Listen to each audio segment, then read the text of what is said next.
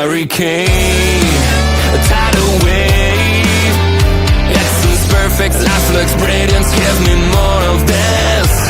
I'm out of control, about to blow, and I've been caught in the undertow. So toxic, but I can't get enough. You bury me, bury me.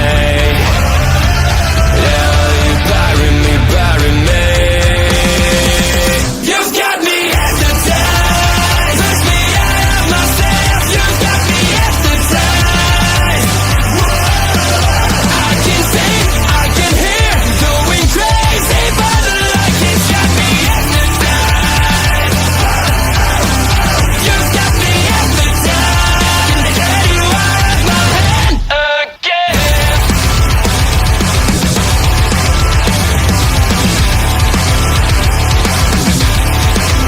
Is it wrong? Is it right? It's like I've won my final war without a fight. I'm out of control, about to blow, and I've been caught in the undertow. So toxic, but I can't get enough. You bury me, bury me. I know you bury me, bury me. You've got me hypnotized. Push me out of myself. You've got me hypnotized. I can see, I can hear, going crazy, but the light has got me hypnotized. You've got me hypnotized. Can get you out of my head, get you out of my head again.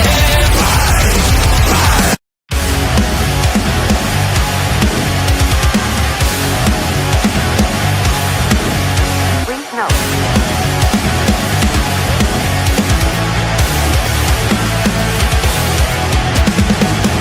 Never gonna stop, never gonna change, never gonna do the things you say. I run my own way to get there. Pulls are calling and the eyes seem to care. In the air, no more crowd, just the opposite kind of two clouds. So tell me the storm is coming, for the sake of all your lies. Why don't you try to be wise? Know that I need you anyway. I never wanted to be alive, just to feel like I'm fading. And though my heart breaks, I'll beat it down. I crossed the line just to take you. Don't lead the way, don't leave a stay. Then I drown with a giant flame in the rain. I feel like I'm fading. Please note.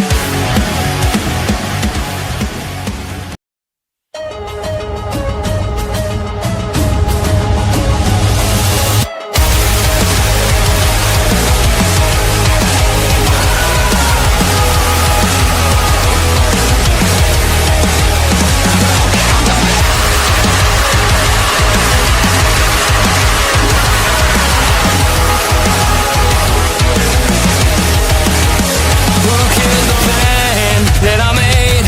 I mapped out every step in life to hit away. Left me here, unable to find my way. Who killed the plan again? I set my sights so high, I dreamed of skies so bright, but life is a changing tide. Let's face it, embrace it. Nothing happens the way I planned it. Unexpected arises. I give it up, baby.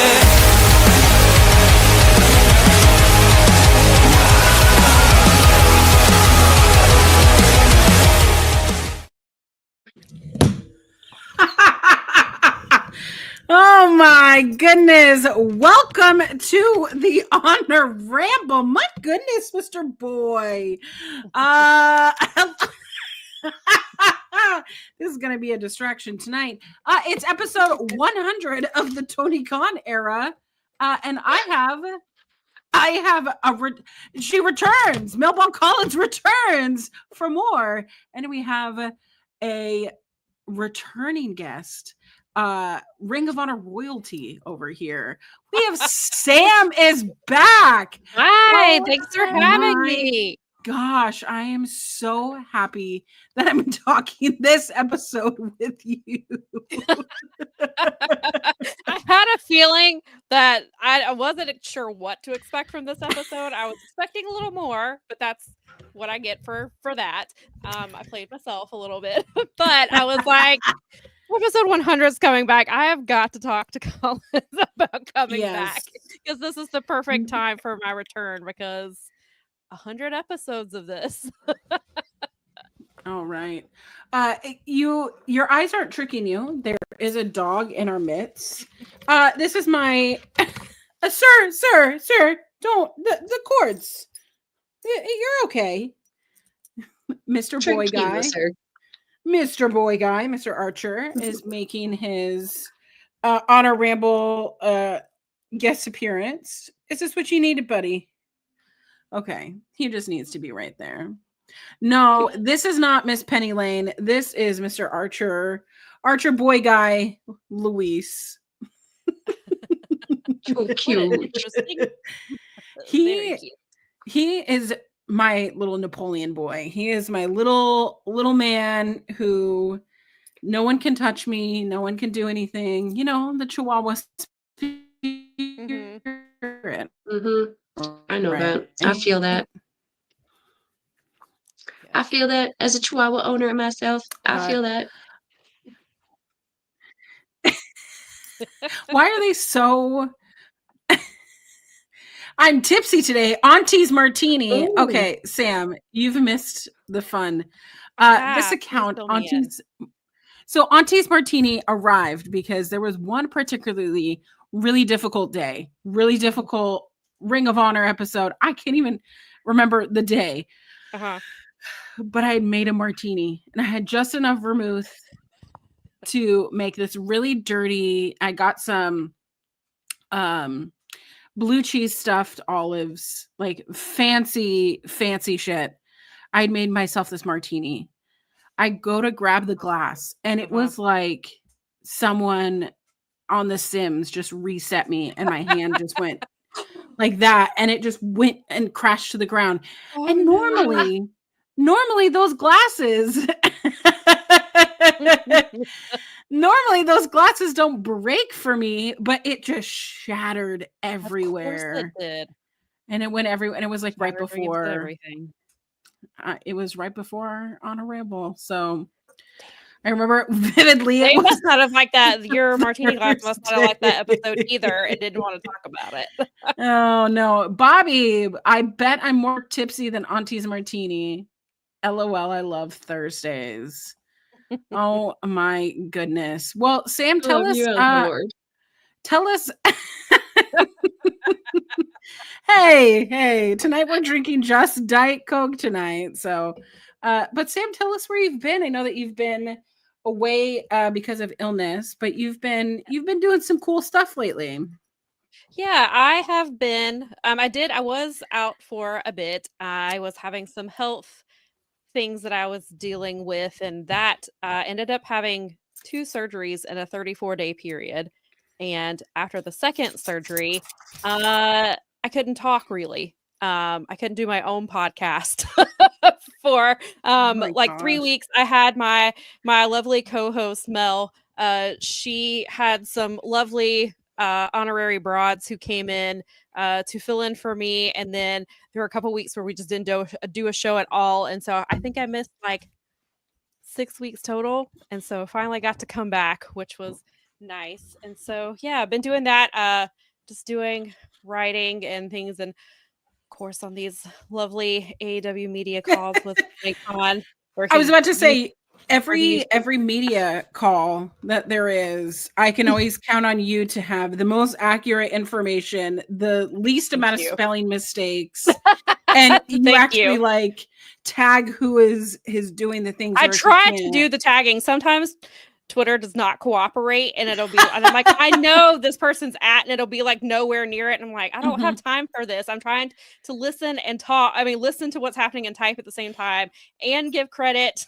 That's like, just make it easy for me. And usually there's a questioner that I ask that Tony is not, he gets annoyed with. I can always hear it in his voice when they say that they're like, the next caller is Samantha, and Samantha Shipman. And I was like, Tony's probably rolling his eyes and was like, What is she gonna say? What's she gonna ask today? When are you gonna book Athena on AEW? Pretty much. It's all. It's nearly. When are you going to stop booking the show yourself and give it to someone better to do Yeah, it? that I would probably be banned if I asked that. But Same. 9 out of 10 times it's a question about women's wrestling because that's something that I deeply care about, and I know that people who follow me do too. And I was like, I wouldn't have to keep asking these questions if you would improve that, or you do improve it, and then like why are we still in year 6 having one women's match a week on Dynamite? Like, we're in year 6, my guy. Because he picked the wrong era of WWE to emulate in his going Yeah. forwards. He's Mhm. doing dementia era kind of booking as opposed to Yeah. the new era. Yeah, which is there's more some people. competent. I've heard that there are some people in his ear who are not keen on women's wrestling and don't think it's as important as men's wrestling. And so they get in his ear and talk him out of things. I don't know how accurate that is. I need but to that's get just- signing the Tony Khan's women phone then. number. then I was like, that's but who knows? I mean, that could just be people talking because we are looking now at 6 years of this, Mhm. and it kind of, I was like, I don't know what we're doing here, which is a question I ask often about ROH. What are we doing here? What are we doing here? It has been certainly a week of questioning what is a source and what is just guessing, because we watched the annihilation of some aggregation accounts, so to speak, and it's made me they got want to what they tread deserve a little really bit. lightly, because like I talk to wrestlers, but I don't know if I talk to wrestlers like more as like in confidence kind of thing, like, Mhm. hey, on the record. Yeah, Because there's I'll- some. Go ahead. I mean to cut you off. Go ahead. Oh, I was just gonna say, because there are times that I'm like, can I share this? Yeah, there are some things like I will talk to people just talking in conversation, and I will say this is like I will let them know ahead of time. This is off the record. This is Mhm. just my personal asking, like just for me to know, Mhm. certain things. Like, and it's not. And so generally, I try to preface it with like. This is off the record. Like, don't be scared. This is Because I was off like, the most record, of them yeah. know. And so I don't want them to be like, she's only talking to me because I'd really just some things I just want to know. I just want to check in on you, make sure you're okay. Right. I'm just asking for myself. For me. I'm just nosy. I'm just Right. nosy. I want to know. Yeah. Listen, sometimes I am too, and I'm like, that's why I'm like, hey, this is off the record. I got a question. just for me personally. Well, Ooh. STG in the chat would like to know, since I don't know Ooh. Sam, who are your favorite women's wrestlers? Athena is the queen. Yeah. I love her. She is the best. And there's so many good. Willow, I absolutely adore her. I love everything about her in ring, out of the ring, her character, just everything about her. I love very much. I was just thinking about this the other day, like who were my favorite like women's wrestlers, and Athena obviously was the first to come to mind, and Willow, and there was why am I blanking on the third one? I really enjoy what Harley Cameron is doing. I think that she has taken the ball and the opportunity she's been given and has just ran with it and has really just made an impression. Let's see, who else is there? I mean, there's so obviously Mercedes. She's incredible. Mayu Iwatani is great. Yuka Sakazaki. I do really like a lot of the Joshi style type of stuff. I really just like when women hit as hard as dudes do. It's fun. This is why I knew you two would get along. Yes, we're going to get along just fine.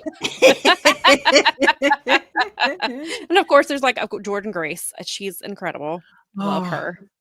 She's love her amazing. too. Masha, I really enjoy her. I think she's Mhm. great too.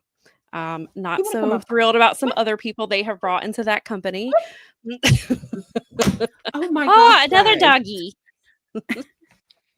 With a big baby. Yeah, he's my big boy. Oh, Hello. sweet. Have to get some camera time too. Yeah, this is welcome to Animal Farm. We love it. Yeah, this is Mr. Frisco. Yeah. Yeah, I'm at my cousin's house, so I'm watching Mr. Big Frisco and his sister this weekend. So yeah, I love you. You're a good boy. Yeah. Okay. Can I do my podcast now? Can I do this podcast? Okay. You want to do it?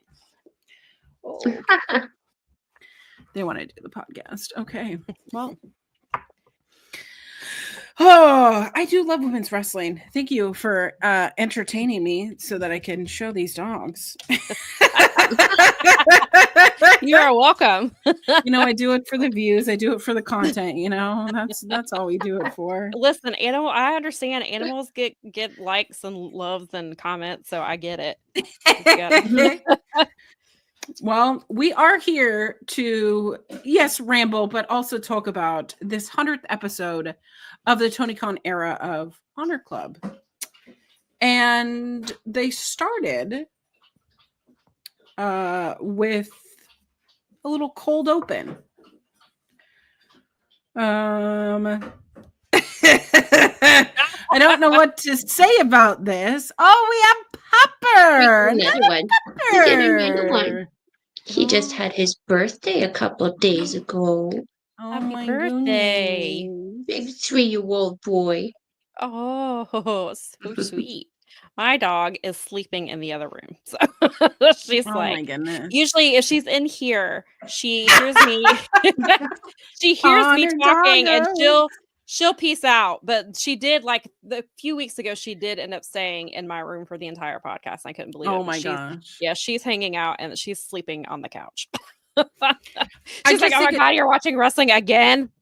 I just dog wonder what they think, because I'm sitting here at this table. I posted a picture on my X account, my Twitter account, with my setup on this sewing table, I guess.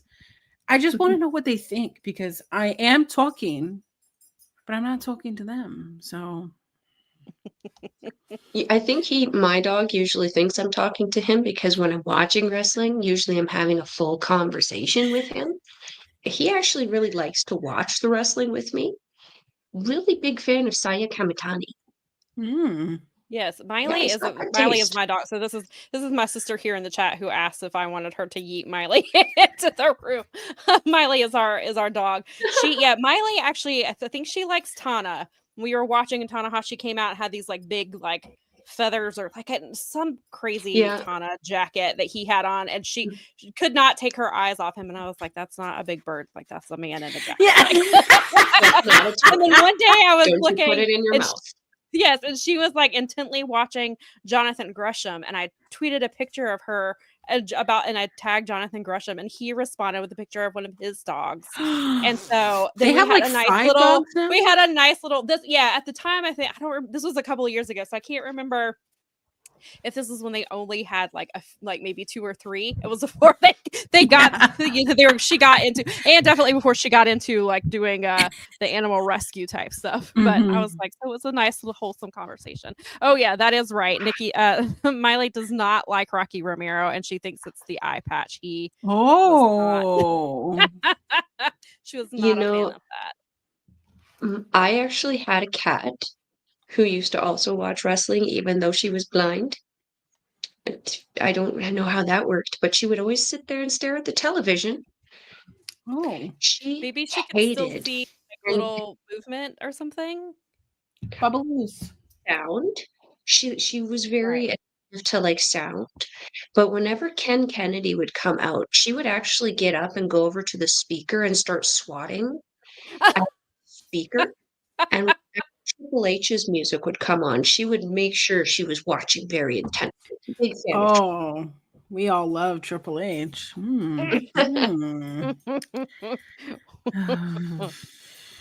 Well, I could like let me just deep sigh. Triple H. Let's get back to especially back in the day, Triple H. Woo.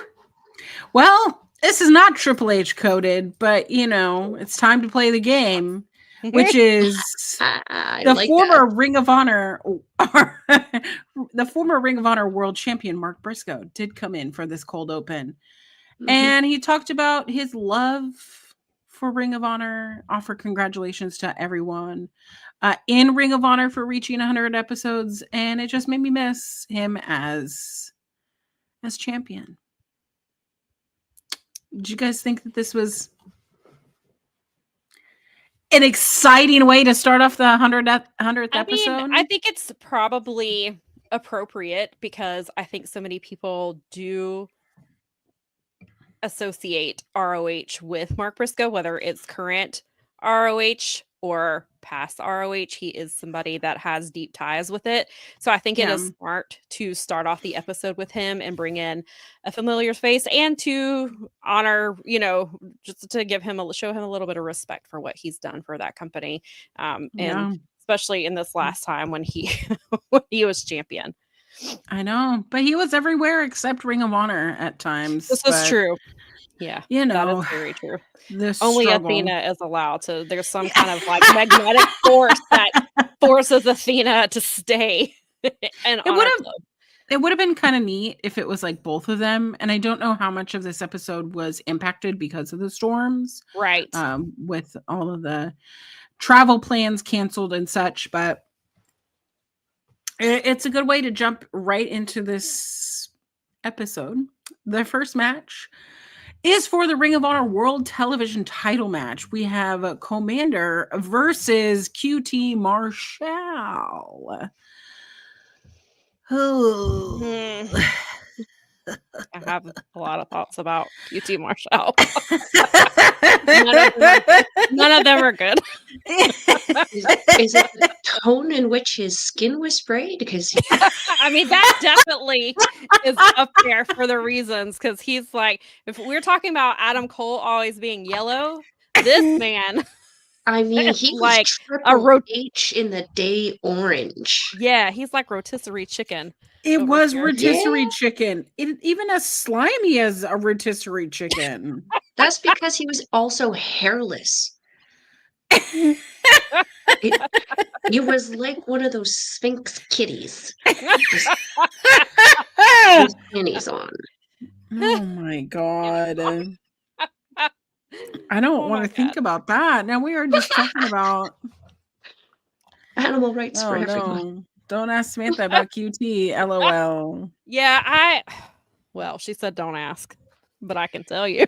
Yeah, you're here. Yeah, so yeah. So I already was not really a fan of QT before, but then it was back when he was doing, one of my bigger pet peeves with him is I'm not going to be on TV yet.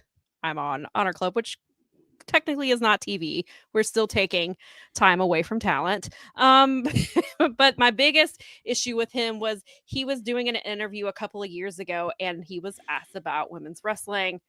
How that's, something fans were upset, not enough women's wrestling. And he was like, I see men and women wrestlers exactly the same. He was just like, he did not give a shit. He doesn't care about women's wrestling. He doesn't care that fans are demanding more from them to showcase women, to give them time. This is back when we were getting 6-minute matches. I mean, we still get those, but that's when it was like constantly. And it was just the women's division was even more of an afterthought than it has been. And he just was very nonchalant, just did not give a shit. And that just really rubbed me the wrong way. And it was the way he said it. And I was like, you know what?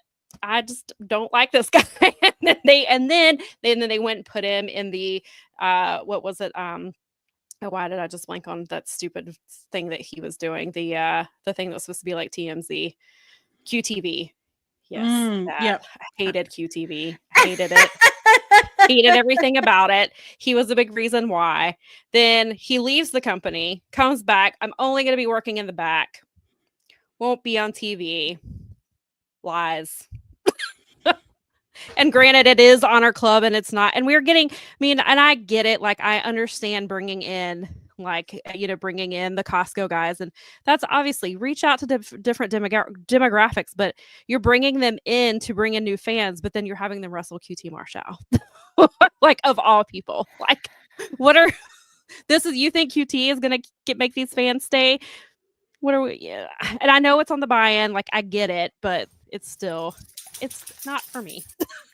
I mean, I think the best thing that QT Marshall has ever brought up is the people around him, right? The best things that he's ever brought to the table in AW or Ring of Honor, I guess, not really Ring of Honor, is the people around him. You know, I just have such a hard time believing that he could beat Commander, right? Yeah. And that's what this whole match is. I mean, QT Marshall made a smart choice, I guess, in the proving ground match against Commander leading up to this. And it's like, okay, you're inundating Ring of Honor once again. You know, I just Well, and that's only what the second proving ground match that's gone 10 minutes. I think As of the I think it's happened. third. I think it's maybe it is the third. But like that's Yeah. so few and far between. And yes, and they were kind of under QT. I mean, Mhm. QT barely outlasted him, and it was basically through heel It was shenanigans and things like that. But still, that's yeah. a proving ground matches, especially when proving ground matches were happen, 3 proving ground matches every week, and it was single like week. it wasn't the special thing that it was supposed to be. And so it Mhm. was a big deal if you went the whole 10 minutes, and that's how you have QT. Like, I mean, I guess he didn't pin Commander to win. I mean, to get this title shot, but like, I don't know. I just feel like that could have been used for somebody else. You could have used, EJ Naduka, just like one of these guys that you don't really use as much. I mean, even like Griff Garrison or somebody like that. Yeah. But instead of giving it to somebody like QT. Auntie and niece Collins. Oh my gosh. We're just family Funny at is this that point. I'm pretty sure I'm the oldest one in the stream. Yeah.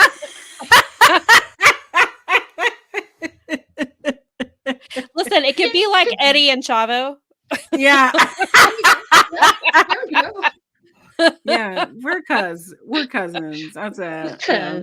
Because But oh man. but Actually, for an opener for this though, mhm. I appreciated, again, I cold turkeyed this. I don't have the background that you guys have going into this. 99 was my kind of first sit down and watch. Mhm. What I appreciated was this setup for this match. And I think that's because I have been starved of promos for a while out Mm. here, just locally, and the Japanese don't tend to really cut a whole lot of promos. They kind of have their backstage segments that they do, which I don't always watch. But I appreciated that there was setup for this because that's not always, again, the case. Mhm. I do appreciate also that QT, every match he goes into, he almost seems to have custom gear to just be contradictive and belittling to his opponent. And in this one, he had the Mexican kind of adorned gear and cape or cloak or robe or whatever the hell it was that he had coming in there. It was in pieces.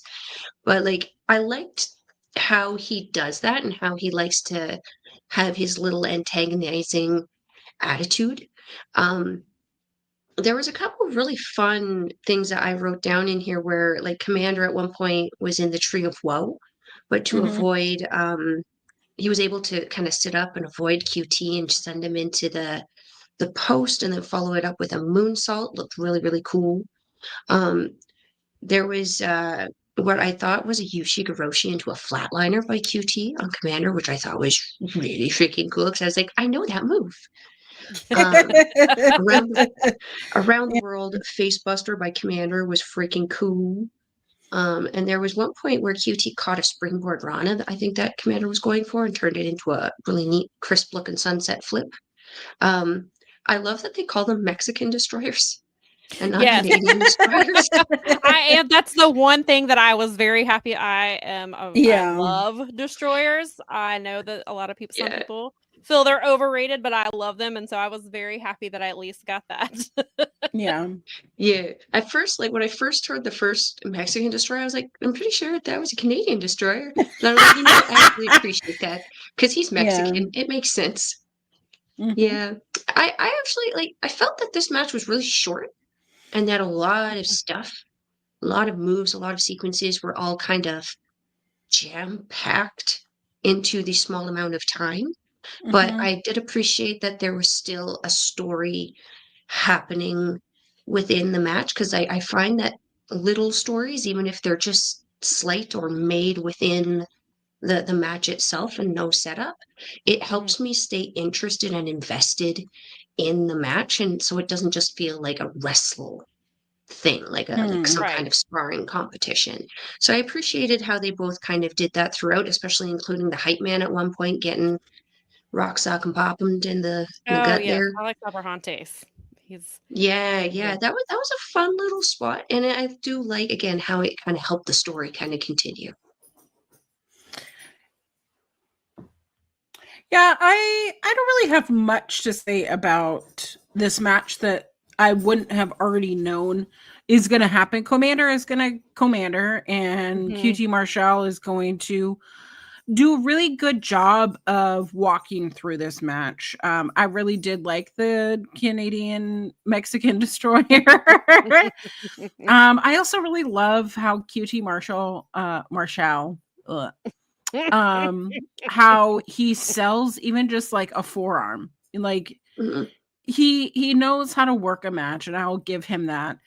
Um, mhm, but just making it look legitimate is kind of the reason why he is the trainer. Like he has the Nightmare mhm, Factory. Right. So Right. mhm, mhm. it was really nice to see Commander and his big ass moonsault makes me scream every single time. I mean, even from like the freaking second rope, that I don't understand how he gets so high. Don't Every know. time. Every time it looks Every so time. Springs. good. Maybe he's got flubber on the bottom of his shoes. That would make so much sense. Oh, yeah. Yeah. Just hits the I right spot, and there he goes. scream in glee or agony. Both question mark? Yeah. Trademark Listen, big if ass moonsault. you hear Ian call it that next week, you'll know where it came from. Yeah, big ass moonsault. That's right. I will give QT credit for his diamond cutter because It's pretty good. It's pretty it's pretty solid. good. But Well, it well, has to be if TDP gave you permission to use hand delivered it, right? right. Mhm. Right. So you better have a good one if Mhm. you get that man's blessing.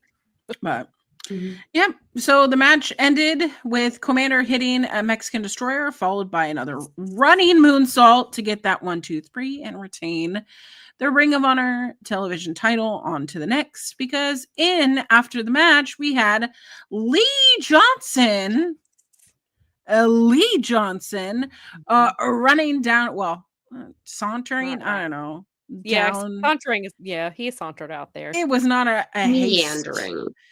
There you go. He made the sign for the title belt at Commander, who said, "Hey, come into the ring. Yeah, you want the title belt? You're gonna come in the ring." And then Lee Johnson, who made his way all the way down the ramp, said, "Not today," and then Mm-mm. left. Nope. Okay. What? What And then are we gonna? we got a graphic later on in the night that it's gonna be, guess what? A proving ground match. A proving ground match! Yay! Yay! Yay! Yay! Oh. So excited! I mean, I'm not mad that I like Lee Johnson. See, that is somebody who I would like to see, like a wrestler like that we're trying to Yeah. build up. That's somebody I would like to see getting proving ground matches and getting title shots. Like, this is somebody who you are actively using. And I mean, granted, he is in a tag team. He's with in the very cleverly Duca. named Lee J. Yes. with EJ and Duca. So I was like, I mean, it is a little odd that he's been mostly, when we've seen him, he's been at a tag team lately, and he's now going for a singles title. You But know, it's fine. at least It's ROH. Ring of Honor. The knuckles of him. It's fine.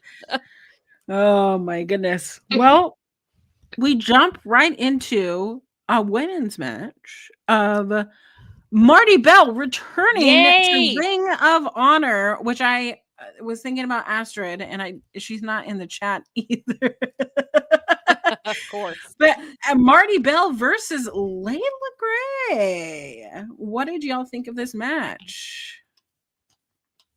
I know it was something about. I was like, I don't want to just jump in because I know I jumped in about QT, so I was like, when I heard his name and it was. But please go ahead. Tell us your My thoughts. first note is this Gray's first match? Why is it so sloppy? The first few arm ties and get ups, you could see there was a lot of confusion. She almost was slipping out of things. She didn't have her in the right place. I was like, what is happening right now? But you had such a great entrance because your entrances were great.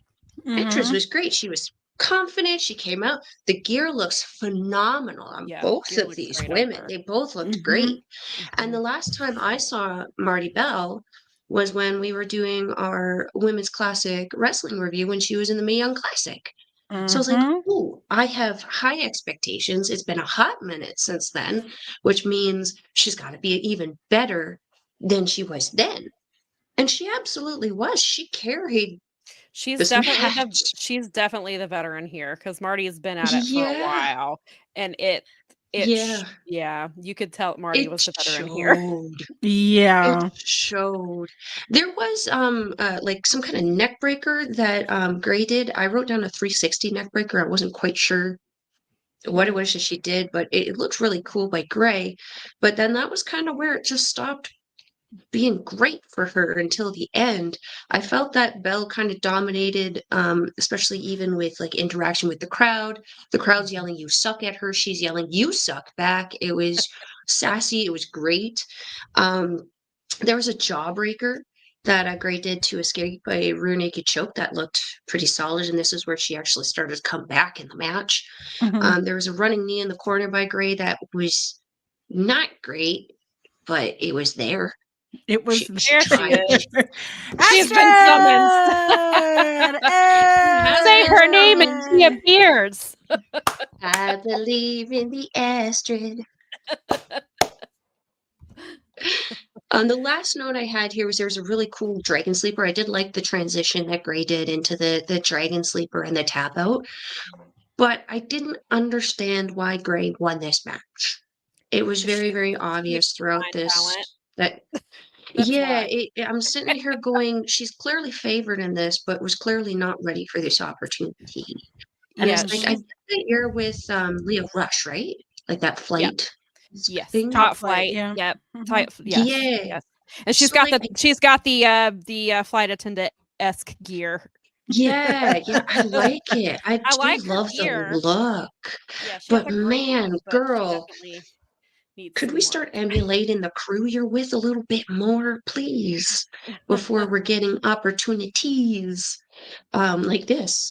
Because this, I mean, thank goodness it was low enough on the card that enough other things happened that it was kind of a little, unfortunately, forgettable. But this was not a great showcase for Layla Gray if this was her introduction. But that also being said, I am willing to be lenient because if this is her first match, we had to start somewhere. So I'm willing to. It's not. Layla's been here for a while. Girl. Girl. Yeah.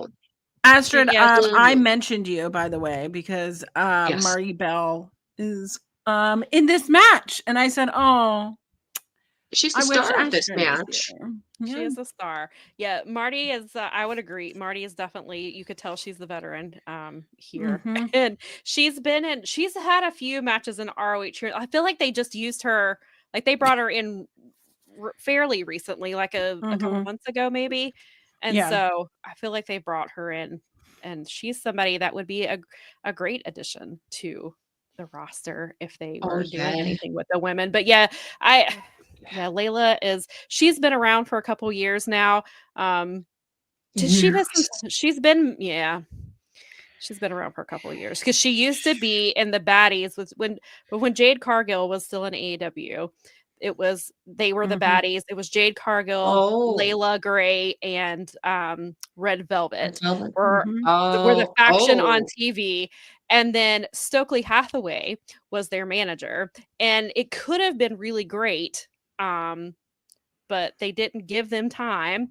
And then and then they sent Layla back to ROH. She has been, I guess, managing Top Flight and getting stuck in between Top Flight and Leo and Action Andretti more than she's actually been wrestling. She wrestles very few and far between, which obviously it shows from what the match you saw tonight. But yeah, she's been around. Has she been around since the beginning of this version of ROH? She came in pretty early, I think, right? I mean, not that she's been clearly not every week, but she's been in for a while. She's been around for a while. Yes. Yeah, they should. They need to maybe. She trained. Maybe QT should train her at the night. Yeah, so it's like, oh, she did train at the night. That is right. She did. That's where she has come from. Maybe she should go visit Dustin. Maybe she should go visit Dustin Rhodes in his school. Any school, please. Just all of the schools, girl. Yeah. Girl, this was bad. And so, given what we got with the match, we got the wrong winner in this one. So her match against Queen Aminata that happened. I can't remember if it happened on Collision or Rampage, but she made the mistake of wearing a wig that wasn't secured. And I got on a British YouTuber. I got on his case, just like a bunch of other people, because they were saying really derogatory things in the comment section regarding a Black woman wearing a wig.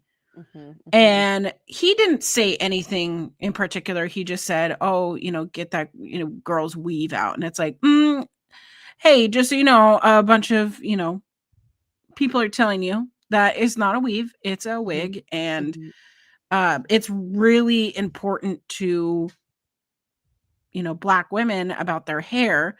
So maybe mind your business. That's all I was saying. Yeah. And I fear that negative attention, whether or not it was, whatever it happened, like her wig slipping, it happened. It happens to a lot of, women who wear wigs. It's fine. Yeah. But the way that it was, that's the reason why snatching a wig is a term, right? Right. Yeah. So, but unfortunately, I think that casts like a negative light on Layla Gray, and I think it has kept her out of the ring. I think more so to be highlighting Top Flight as their valet, which is fine if that's what you want to do and you want to manage, because she's a good manager, because they don't need a speaker. It's just someone that's walking them to the ring. That's totally fine. Right. But if you're wanting to actually do the wrestles, you actually want to be on the level of the people in your faction. That's going to be so difficult, because in that faction is Dante and Darius Martin, Leo Rush, Action Andretti. You have these people that are at the top of their game, just waiting for title opportunities. Like they are worked and ready to go. Yeah. She has so much to prove. And it's not like a Julia Hart, who Julia Hart was put in the House of Black being like, oh, she was very green, right? So Julia Hart being with Buddy, Brody, and Malachi.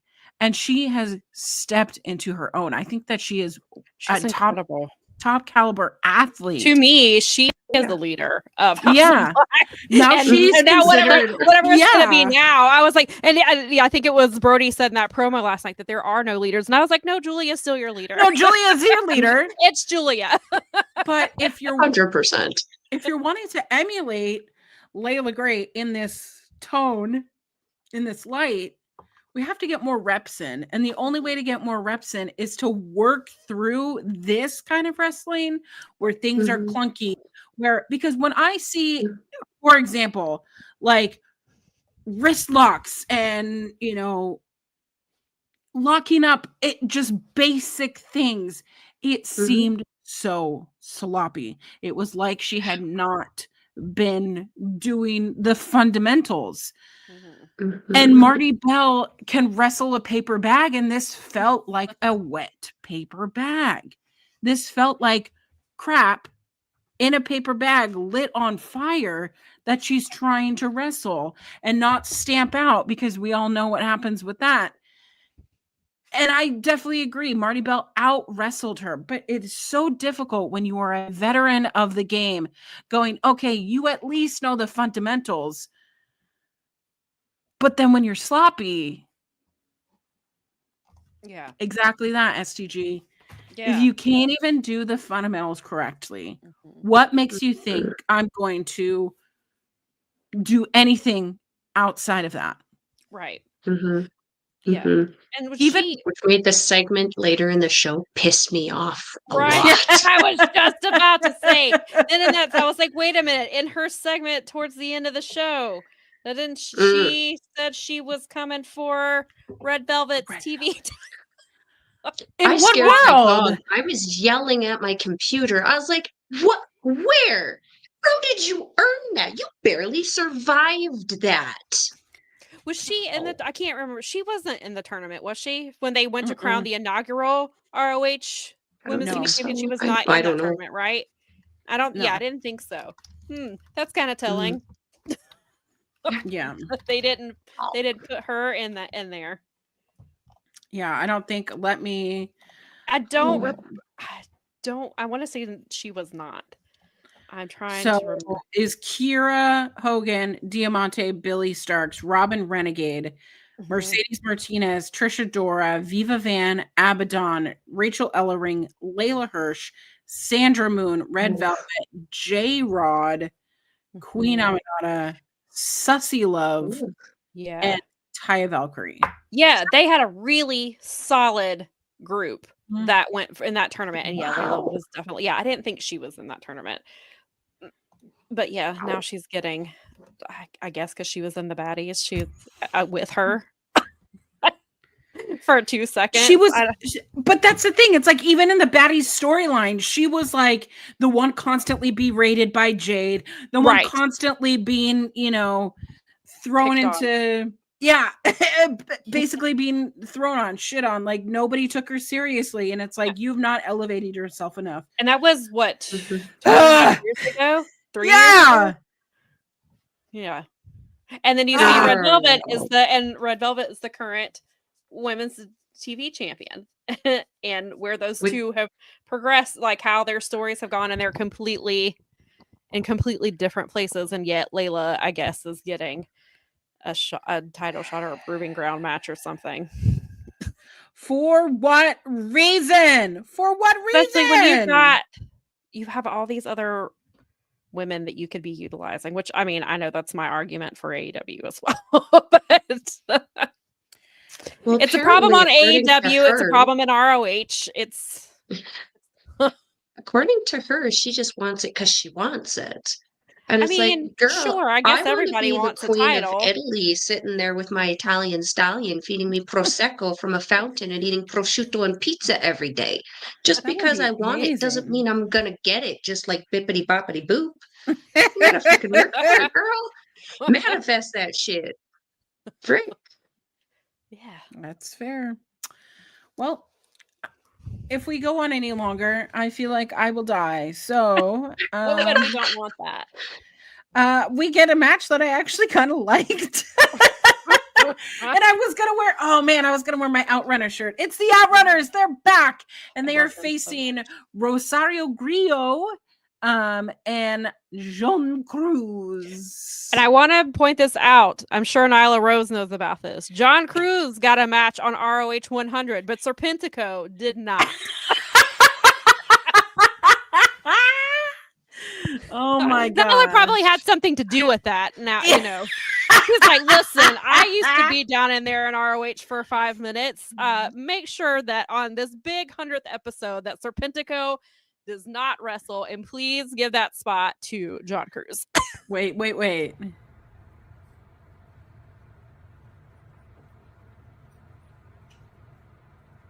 Oh yeah, no, this isn't a picture. This is a video. This is a video.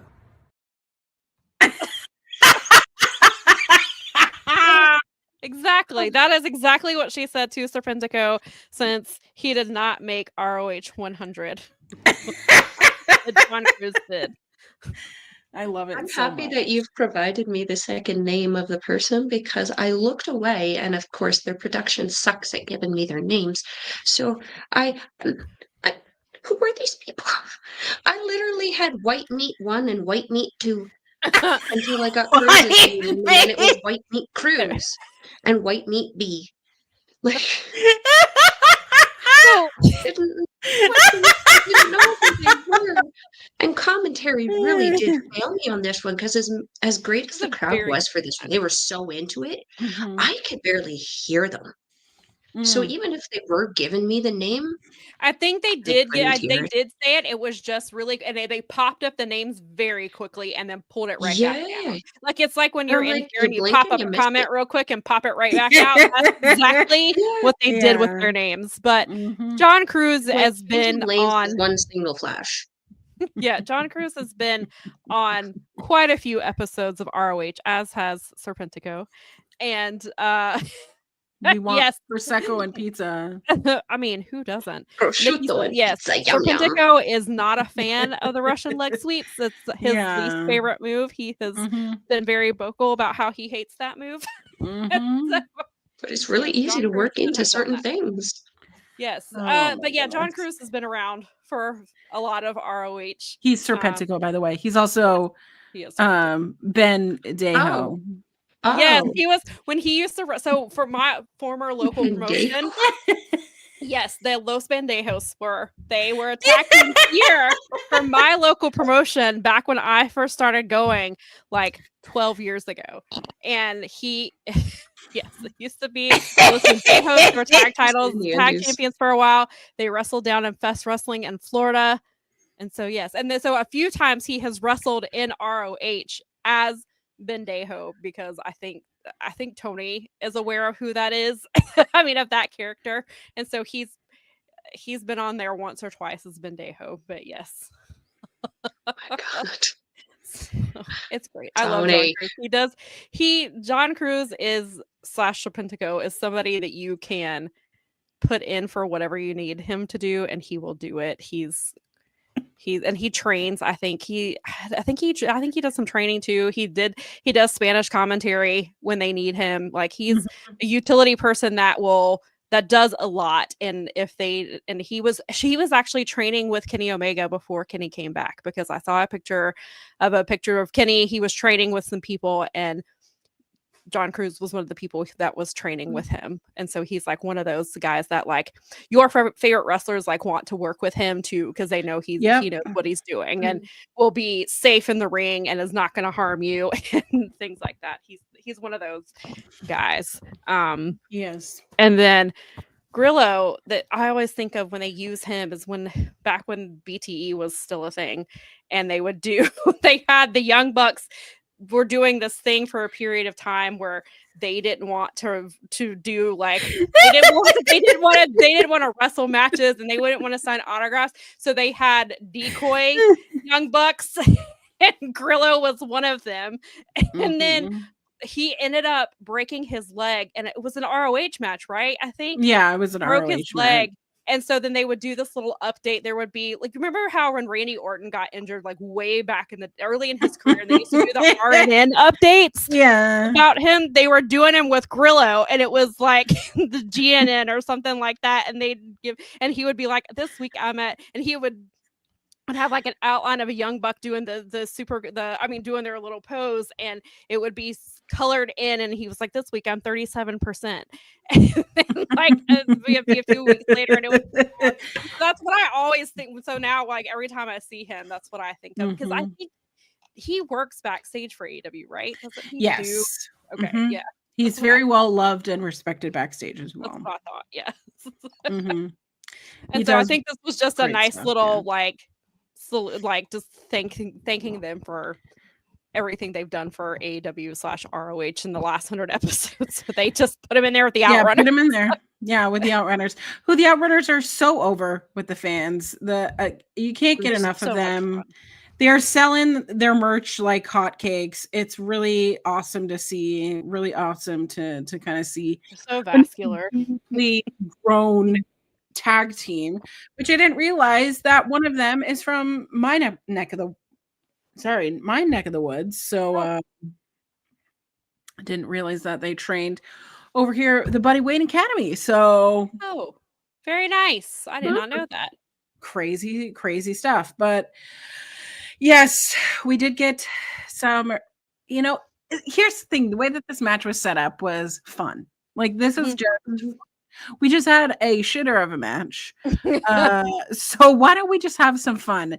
The 80s shtick that the Outrunners are doing is very over with the fans. It has that like electric enthusiasm that I love, that I crave, that I wish was permanently inside myself. I think it's like a little bit laced with like illicit drugs, you know what I mean? Like, that's the kind of like feeling I get, I guess, I'm not taking the illicit drugs, but that's what it feels like. The Outrunners are the Yeah. Just like, But hey, man, you got any of the Outrunners? yeah, it's like time travel, right? Right, yeah. But But brought back Takesha's song "Your Love Is My Drug." yeah, oh my The gosh, Outrunners are your drug. yeah, exactly. And I want to be high all the time. But we did get a code of honor adhered to in this match, which was fun, to say the least. And we kicked this match off. Obviously, most of these matches are the 80s style of wrist locks, arm locks, fast, slow. And I don't know, after the sleeper of the match, the awkwardness of it all, this was so this looked like it's almost rapid like water. it's almost like early ROH, where they were just doing a lot of fun stuff. They were trying to keep people interested, and so they just would book a lot of like really fun matches. And I think that and like you said, the Outrunners are super over. So This must have been before they taped either that terrible Collision 12-man match. So the crowd was super into it. I really did like I love when the Outrunners lock arms, lock hands. Yes. Just to say Magnum, you son of a bitch. Yes, it's my favorite every single time. Turbo, you son of a bitch. And then they do their First double time I heard it, I was elbow like, drop. Yeah, love their it. I little love it. elbow drops. I love that. Love Yes. it. And then their other one, their other move, the Total Recall. Total Recall. Yeah. Yep. It was just super nasty, fun little match. In 1980s are back, I guess. Which it's so funny to me, let me just say, is because style-wise, my niece, who is 18, right? Always talks about, oh, this looks so cool. Oh, you must have been so cool like in the early 2000s, because like, and she'll show me something, I'm like, that's 80s, that's not 2000s. And then I'm like, oh my god, am I that old that like, because we used to think like 2000 stuff, but it was actually like 70s, right? Like it's giving Jamie Hader. Yeah. Like, she's 70s styled now, right? With the 70s iridescent hair and the flower print. I love it. Love it. It looks so good on her. She carries it so well. Like and it doesn't look outdated on her. Like she looks current. Like she looks like 2025. But she's it's great. a modern spin on the 70s fashion. Yes. I like it. Yeah. Me too.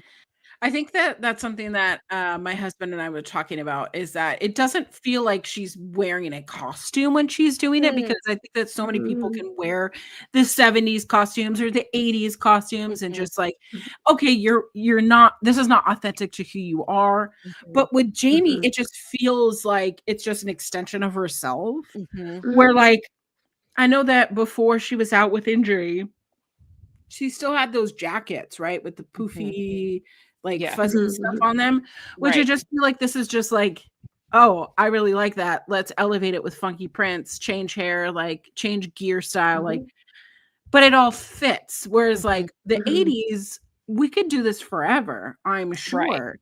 I just wanna know how long the I just I need to know, because obviously these men, Turbo Truth. and Truth, um, they're losing their hair, but, like, they dye it yellow, Mhm. correct? Yeah, that's That's what definitely it bleached. appears. Yeah. When I first saw them, I thought they looked sadly like Hogan I cosplayers. the hair is definitely it's giving Mhm. Hogan. I didn't wanna say that because I didn't wanna mention his name, Boo, tomato, I tomato, know, I but know. tomato. but it's It give no, but sucks you're when you right notice though. terrible people in It's giving. history in wrestling. Let him just it's the Outrunners here now. That's what we'll just say. That they took it. Yeah, yeah, new standard. But yeah, no, it is. It does give, and I could see how yeah, it definitely looks like some cosplaying, but they actually can wrestle and they're so much fun. And when I went to because Collision was here in Charlotte a few weeks ago, and so I was there for that and the tapings, and I was disappointed because they had the Outrunners and did a backstage segment on Collision and then did not bring them out for ROH. I was Which, so like, annoyed. I was like, why? "You brought them out just for like I'm glad Rude. you did the fun thing with the Rock and Roll Express and talk about how they owed you gas money from like 1984 or whatever it was." I thought that was great. But then I was like, "Hell yeah, they brought him. That means we're gonna get the Outrunners on ROH." And we did not. And I was very disappointed. I was like, "You're gonna make me sit through Chris Jericho twice." But you're Oh not my Oh, god, right? I no. had to sit through main event. I was like, but they did give me a lot of Shane Taylor promotions, so I can't be. I was like, at least they gave me that because I got That's all. Shane and Lee Moriarty in a tag match, and I got Trisha Dora. So I was like, Mhm. okay, I'll accept this, Tony. I was like, he probably knows I'm here, and Oh, and they gave us the taping before Collision started. They did 3 women's matches in a row, and he's like, Sam's here, gotta give her all these women's matches. So so she doesn't so what you're come find saying, me Sam, backstage. what you're saying, Sam, is that I need to start hassling Tony Khan so he'll actually start doing the shit that I want to. Yes. 'Cause the Mm. first time I saw Okada Kazuchika in a ring, he was playing Ring Around the Rosie with frickin' D-Bry, Bridey, Dibbity Doo, I don't know what his name is now. And then the only time I've seen Mina Shirakawa, she did a run-in and flew back to Japan. Yeah. Give I me wanna see her. substance. Give me Yeah, something. I haven't seen her live. I'd love to. She would be a good one to see live. I would have loved to see her wrestle live and Yeah, not just me run in too. and save Yeah, right, Mariah. exactly. Yes.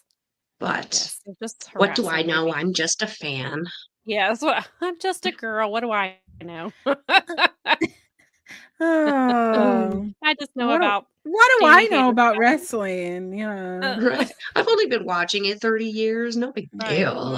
I know nothing. Nothing at all.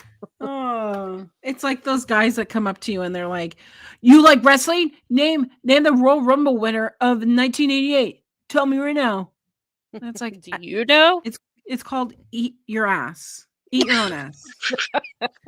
There you My go. Ever favorite heard of thing to it? say to something like Ever that is you're allowed to like something without knowing absolutely everything about it. You don't have to burden yourself with that knowledge. With great knowledge comes power, and with power comes responsibility. And I don't want responsibility. The Okay, thanks, responsibility's not Bobby. fun. Thanks, Bobby. Yeah, try to Thanks. convince me to comment in trivia, and you've already got the fake trivia question that we had right. Fine. Thanks. Oh my gosh. But fun times were had. Right? Are we ready to go on? Yeah.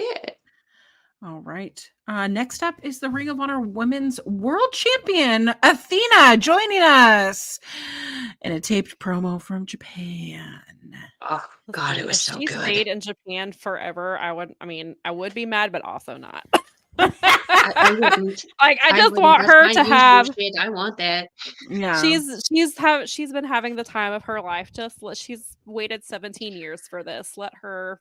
I can't stay believe over that she there. has not been Me to either. Japan yet. Yeah, that was She did insane. phenomenal. I She fit right in. I need to see the matches, but I've seen clips. And she did. Oh, And the like she said, she lived up Tekla. to. I Mm. heard her say she was like, I lived up to my nickname of American Joshi, and I was like, good for you. I love you. I Yes. want all good So things for good. her. Yes. We'll take her again. Yeah, that's fair. Sure. That's fair. But if you want to go see that promo, it is on all the social medias. I think that they made it cross They the did. moment that it came up. It just kind of went everywhere, which Yeah. I loved. I love seeing it. That's my champion. That's my champion. I That's like my promos. forever champion. Yeah. Forever. I like champions that make sure that their presence is still known, even if they're not physically present. She is, and she's fantastic at that.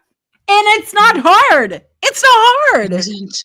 What, It's like not it's hard? hard. Not at all. Stop making Yeah, the wrong things hard. right. I shouldn't have done that. Sorry. That's how I feel like Chris Jericho is right now. That's what I feel. Sorry, that was inappropriate. Yeah. Sorry. Well, No, yeah, It's the truth. all right. it is. Tell me when she's telling lies. That's true. That's our girl. 4-1 in Japan. 4-1. And technically, that loss was like, wouldn't have been a loss if it wasn't for the intervention of Tekla. Okay, but Right. they're allowing an American wrestler get wins, which is like okay. I mean, she is attached to AEW sort of in a roundabout kind of way in that respect, but Right. I feel that Athena herself is a very intelligent business person, and she knows when to take a strategic loss to build a story and make something better.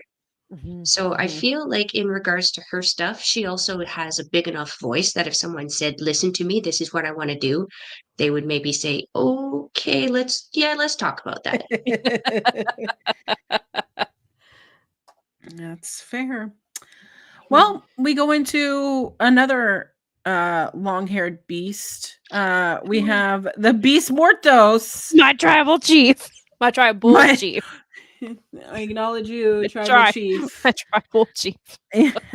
Versus Lord. I'm Crew. sorry. Crew. Yeah, Lord Crew. He's been on there. He's been on ROH a few times. They That brought him in. beard. That beard. You know what I mean? It's nice. The beard and the tattoos work for me in combination. Yeah. Mhm. I I'm just not wish his really a legs beard did. person, but I enjoyed his beard. It looks really it fits him very well.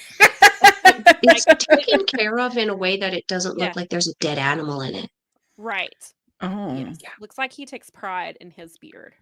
Absolutely. Well, Yeah. tell me what y'all thought about it. I mean, I felt it was pretty good. I always enjoy seeing Mortos. This was my first time seeing the Crew guy. I Yeah. felt that they were pretty equal. It was a pretty good kind of combination of like traditional wrestling, lucha libre style. I appreciated that Crew was keeping up with Mortos really, really well. What I kind of got a vibe for, and this was just me personally, is he gave me like Hikaleo vibes. This Ooh. Crew guy, in that he's very, I feel, could be a little bit better if he got a little bit of control of his legs. His legs seem a little. He's almost not confident where his legs are going. Yeah. So, like when Hikaleo would do this, he'd kind of do that little stutter step, that little, I call it the happy feet, where he's just kind of like scuttling across the ring instead of taking the full strides because he doesn't quite know what's going to happen. And I feel that run the ropes, just keep running the ropes a little bit more. He's going to get more confident. But otherwise, I felt that this was a pretty solid match. The ending looked really rough, though. that I don't know what Mortos did for his finish. Just the landing of it looked hella awkward for Mhm. poor Crew going into the finish, but it made Mortos look hella strong. Mhm. Yes. I just need and I'm glad he did. I need Mortos to start picking up some more wins, Yeah. especially on the main roster, because I'm still annoyed. Yeah. Like, I didn't expect him to I knew he wasn't winning the C2, but I thought we'd get I thought he'd get at least 3 points, not 0. I was like, and he had some Yeah. really he took Okada of all people to the limit Mhm. and couldn't just slip him a little win in there somewhere in that tournament. I I was like, know. what? Listen, TNA book when he was in TNA, he won 0 matches. And I know he's not winless in AEW or ROH. He has more wins in ROH, but and it's listen, this bar is not that high to surpass TNA in some cases. Yeah. Well, give this man some, and Just he's good. something. It's Come not on. this man is good. He's convincing. He should be. The fans really seem to like him a lot. Let's just give this man some more wins, please. That would be nice. Mhm. Yeah, I'm glad that he's made his way back to Ring of Honor. The last time we saw him, it was him versus Tony Nese, which that was the match that they beat the ever living piss out of each other, which Mhm. you know that I love. Yeah, Yes. because I'm sitting there talking about Tony Nese's abs when I'm just obsessed with both of them because their physique is incredible. So this Mhm. match is a different style to me. It wasn't so much so of beating the piss out of each other, but more so, okay, we're showing this Lord guy off a little bit, but I don't think that Beast Mortos was going to allow him to succeed. I felt like every time that he came in with a defining offense, a little extra oomph, Mhm. Beast Mortos was there to let things ricochet right off him. I kind of felt at a point that I thought that Beast Mortos was going to uh, swallow him whole, just open up his mouth and allow him to fall right in. Um, No. because because of the way that he was just answering some of these vacant blows. Even though this Lord guy stood taller than him, I don't think Mhm. that Beast Mortos let him use that size against him.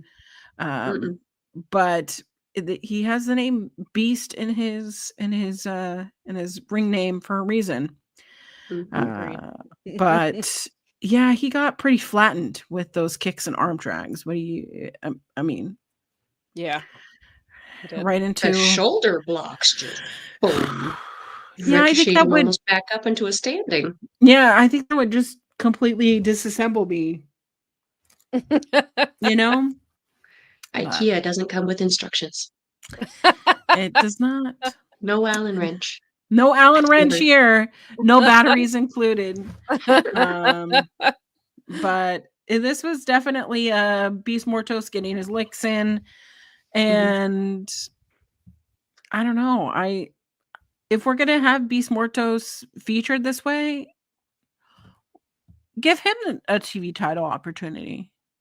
Yes, Mhm. please. Absolutely. Please. Commander and Mortos for the TV title.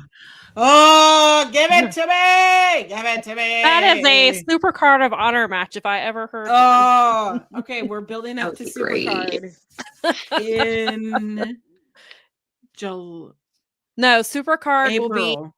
I guess I April. guess it's April this year. It's not in the. Oh. Yes, it's you April think- 7th. Wait, Mania is April 17th and 18th this year, Yeah. right? So So are super they card would have to be the 16th, right? going to be the sneaky little bellends and do it in Vegas? Maybe.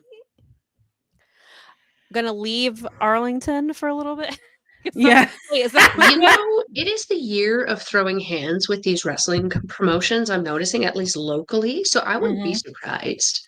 Yeah, because you've got, and what you have to kind of with that weekend, because that's when you Everybody have will all be the there. other shows around it. Like they're Mm-hmm. Yeah. like GCW has already announced their entire schedule. I know that Prestige just announced the show. West Coast Pro did. Mm-hmm.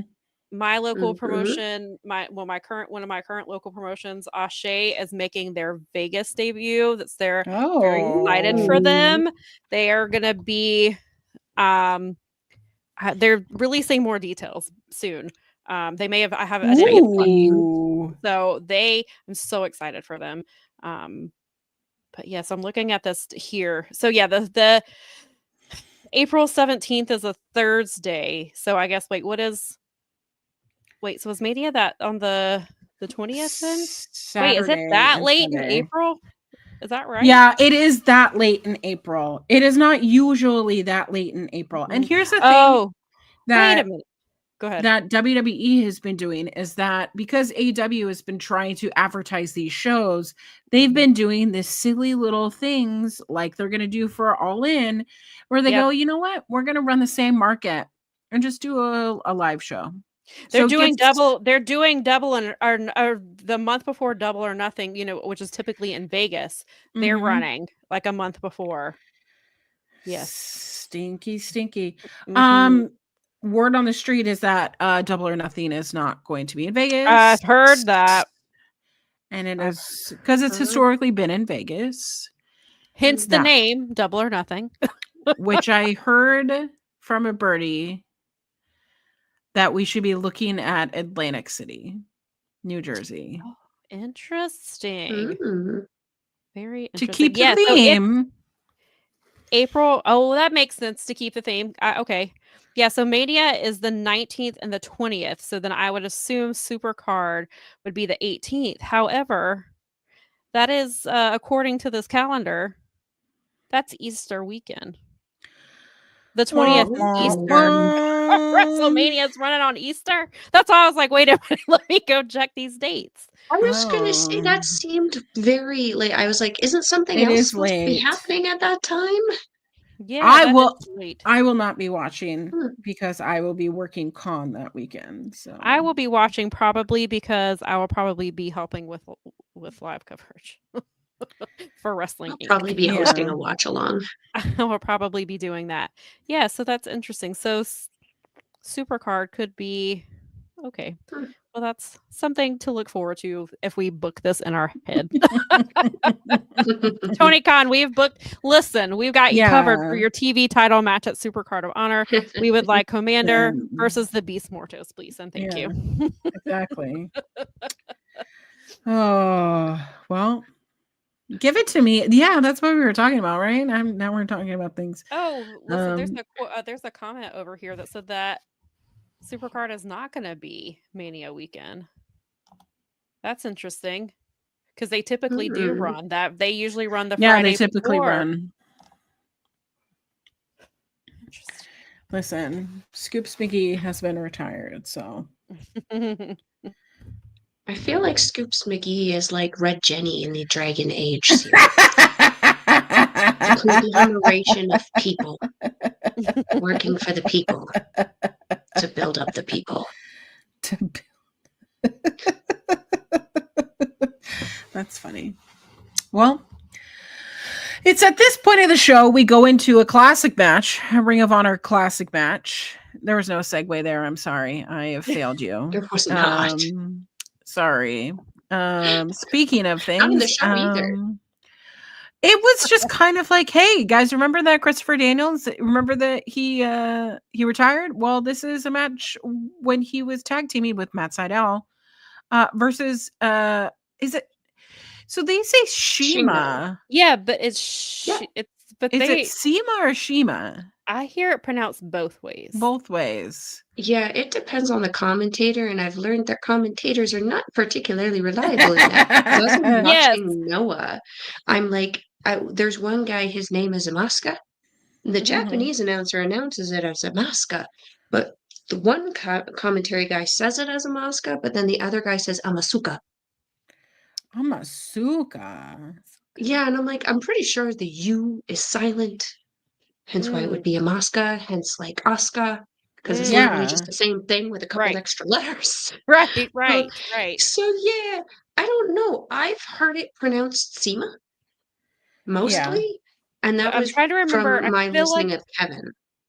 I feel like when he's been in AEW, which was like the early days, The early days, yeah. the early days when they were bringing in the strong cars. I want to say Seema. Shima is how they were Oh, pronouncing Shima, it, yeah. but I can't. Yeah. But yeah, because I noticed when he said it, I was like, wait, I thought it was Shima, but I was like, I guess it does depend on the commentator when Yeah. he said. And I remember on AEW it was Shima, but then Kevin Kelly and Chris Charlton, when he was in New Japan, Ooh, they would Kevin say Seema. Kelly. So I was like, who? What? Like, continuity, which guys, one is it? figure Yes, it out. please, right?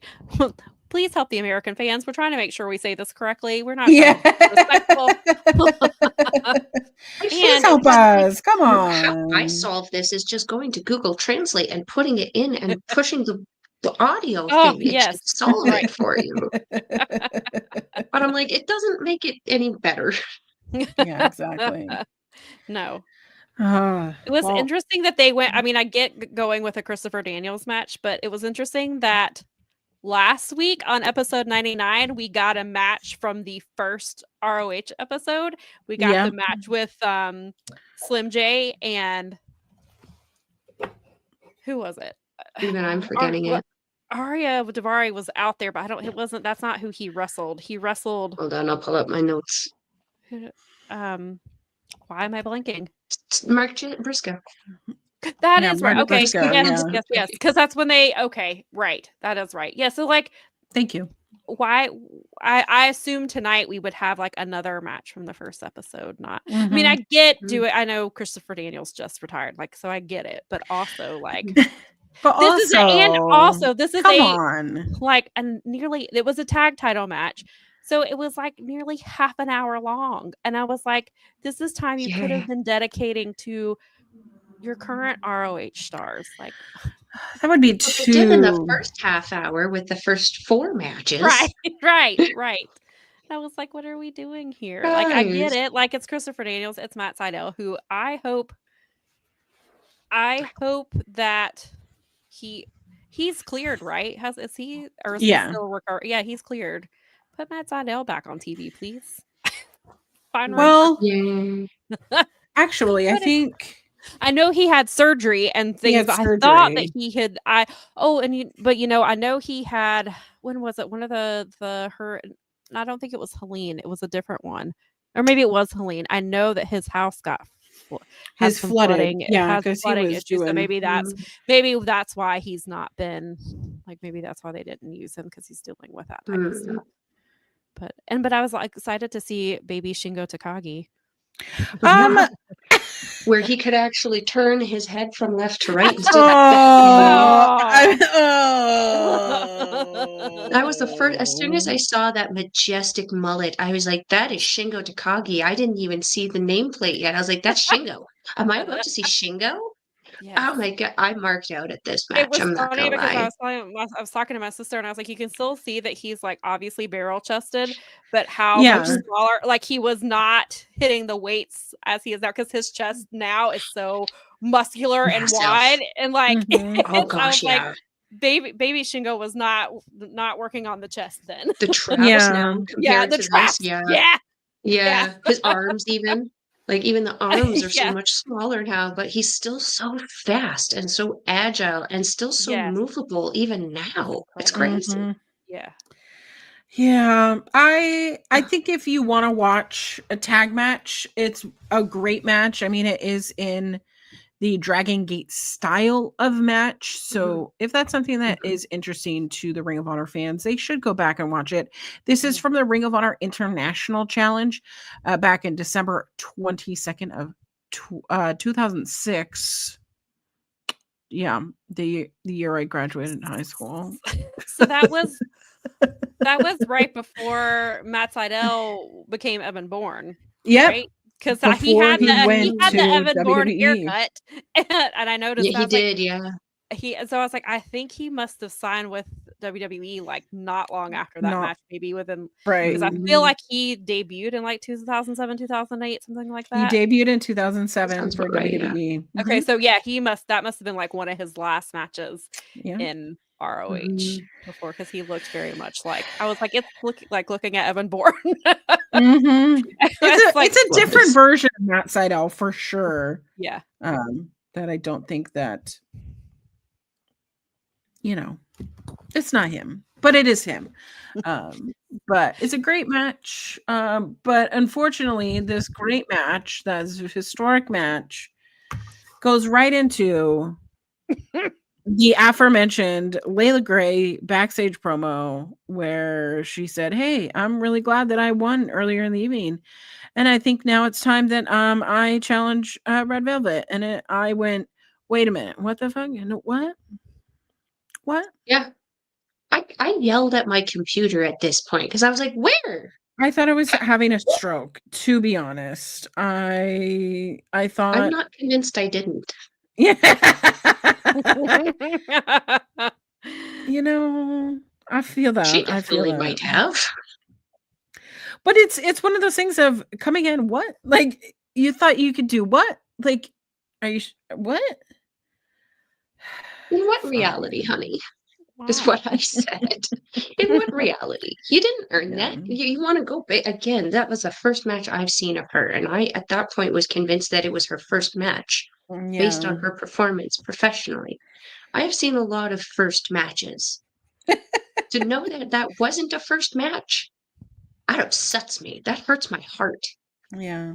especially for this division. And Yes. especially knowing that they used to be teammates and that one clearly has been in the saddle doing what she needs to do to get a lot better. The other one didn't. I feel like she's been dragging behind her, like Red Dead Redemption style. Reddit. Oh, that's a nice callback. Those videos come up on my FYP periodically, and I love watching them. They're just so funny. they're just so funny. Well, we do go into a match that I know that Chris Faithful will love. We have Lady Frost versus Taya Valkyrie, which I'm not sure commentary understood who Taya Valkyrie is at this point. I got that a little bit too. Yeah. because they don't understand her being in the vendetta. I guess she doesn't. Right. It just doesn't make sense. This Have they new not style. been watching? Have they not been watching I her don't think. the vignettes with Deanna? Yeah. You know, based And on my experience with wrestlers, it's very obvious and apparent that not a lot of them do watch the current product. shots So fired. Usually Ian and Caprice are on top of it. Right. They But I are felt like they weren't they are even. immersed in what is happening in ROH, and they generally are on top of things. But I maybe don't know, the vibe I've gotten from them the last two shows, they've kind of let me down a little bit well, on I some do matches, know. not all of them. I don't remember if it was last week's episode or the week before. Ian tweeted about being sick. He had, Yeah. and so I don't know if That's that The fair. like threw him off neurovirus, I his think. game some. Yeah. He was sick within the last Mhm. couple of weeks. So I don't know if that I had feel that. anything to do with it. Maybe I I still don't feel know. that. Yuck. But Yeah. this match was really great. I love seeing Lady Mhm. Frost in my ring, and Me too. I Mhm. love her. she's such a breath of fresh I air, do. especially in this women's division. Mhm. I think that Taya Valkyrie being on my screen is always great for the division. I think this was the first match that I've seen both of them together, and I think that they really worked. Taya Valkyrie being obviously the larger of the two, not hard because Lady Frost is so little, baby could fit in your pocket, but packed with the punch for sure. She kind of Mhm. reminds me if you played Candyland, the Winter Queen or the Yes. Winter. Yeah. Yes. Yes, Yes. Yes. Yeah. that's. I would love to see that gear for her if she ever would listen to this. Ooh. Hi, Lady Frost. Would you like to do? Something very the specific. winter something See? very specific that only I would pop at. But No, we got a panel of pops right here. Panel of Yeah, pops. panel of Pop Pop-Tarts. pops. If you could Please just leave it for us. do Yes, Nikki got yes, it. Queen Queen Thank you, Frosting. Nikki. Thank you, Nikki. Yes. From Yes. Candyland. That would just be chef's The name kiss. already fits. Yes. Yeah. Love her. Lady Frost. Yes, we love it. She's somebody that Um, is somebody who should be getting a TV title shot.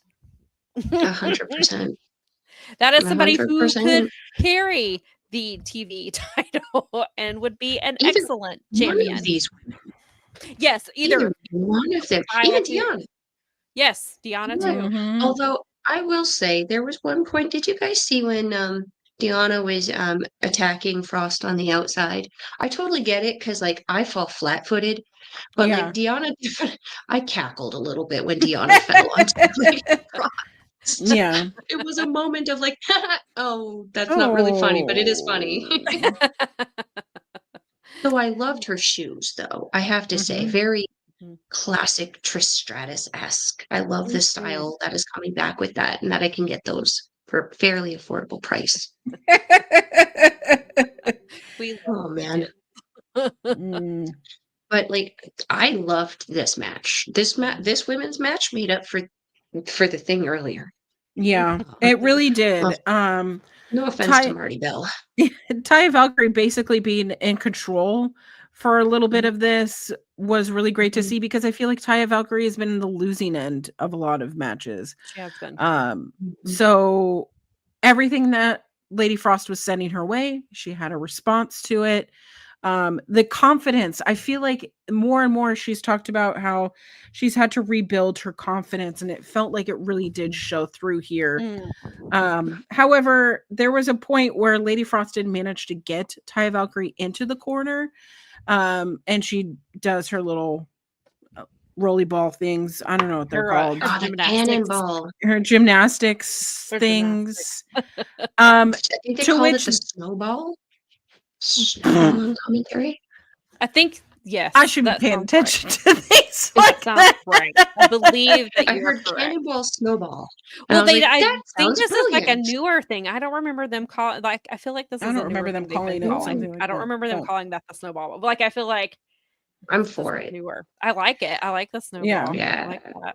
I like it But when I wrestlers also give love their that own Taya- name to their stuff. Yes, I like that Taya has a move called the Shania Pain. Yes. I love it. It pops me every time.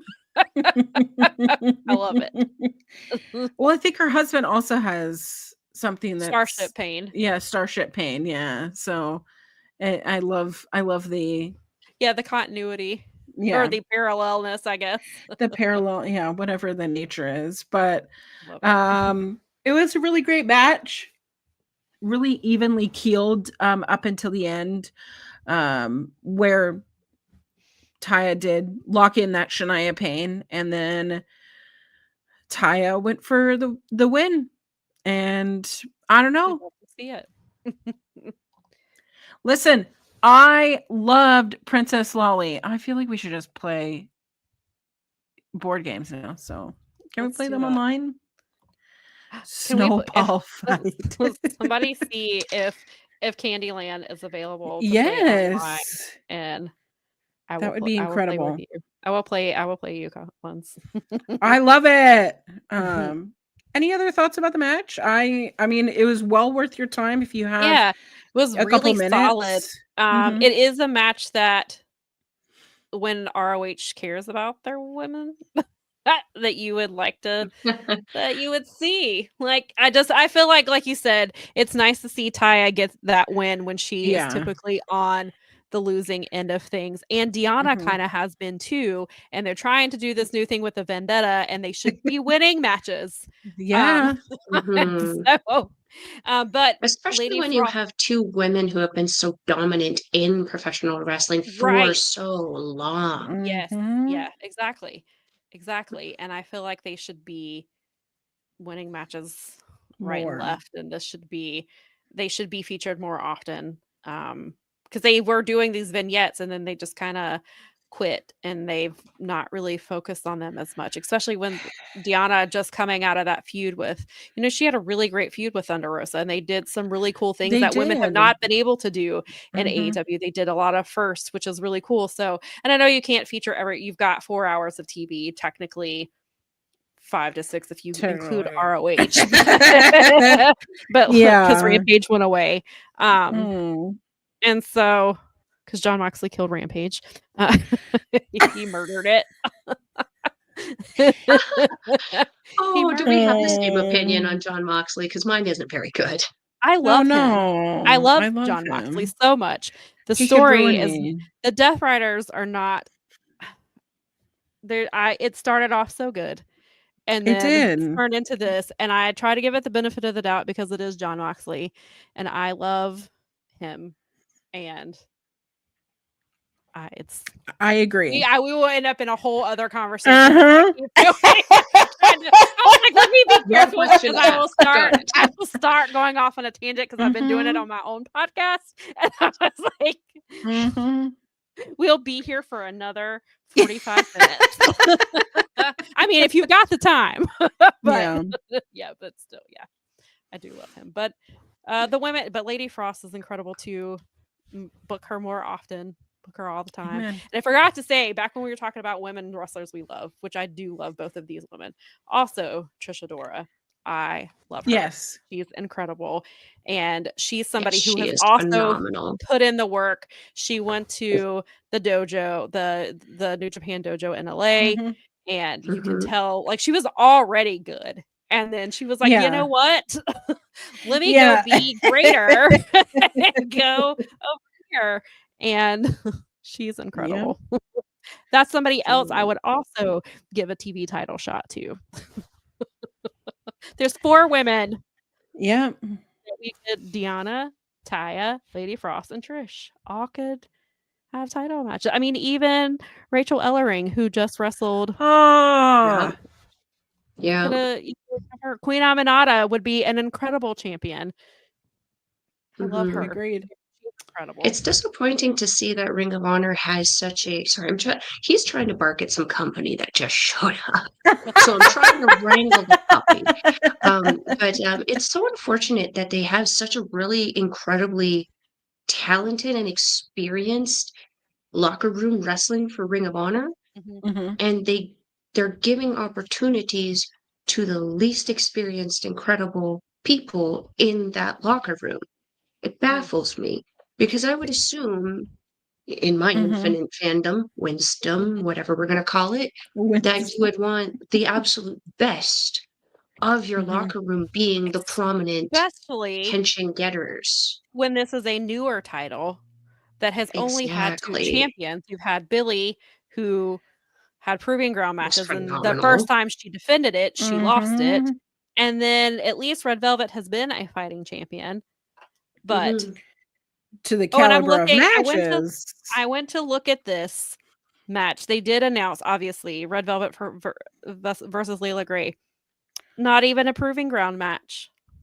Stop. Layla straight up has a title shot. No. Not a proving ground match.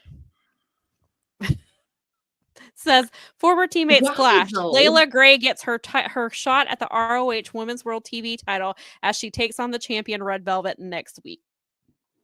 And there's a Why, graphic and though? everything.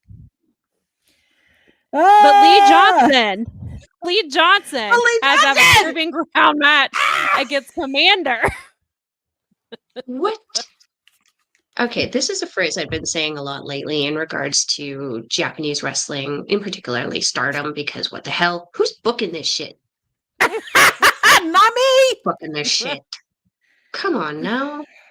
Give as I just said, why give the least credible person in your division Why are we not even a just like shot without proving that they can perusing? get it?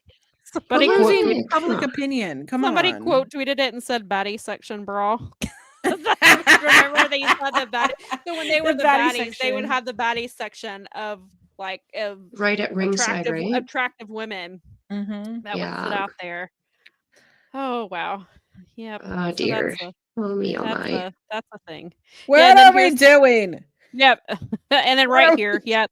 Lee Johnson enters the proving ground as he takes on ROH World TV Champion Commander next week. What are we doing? Jesus.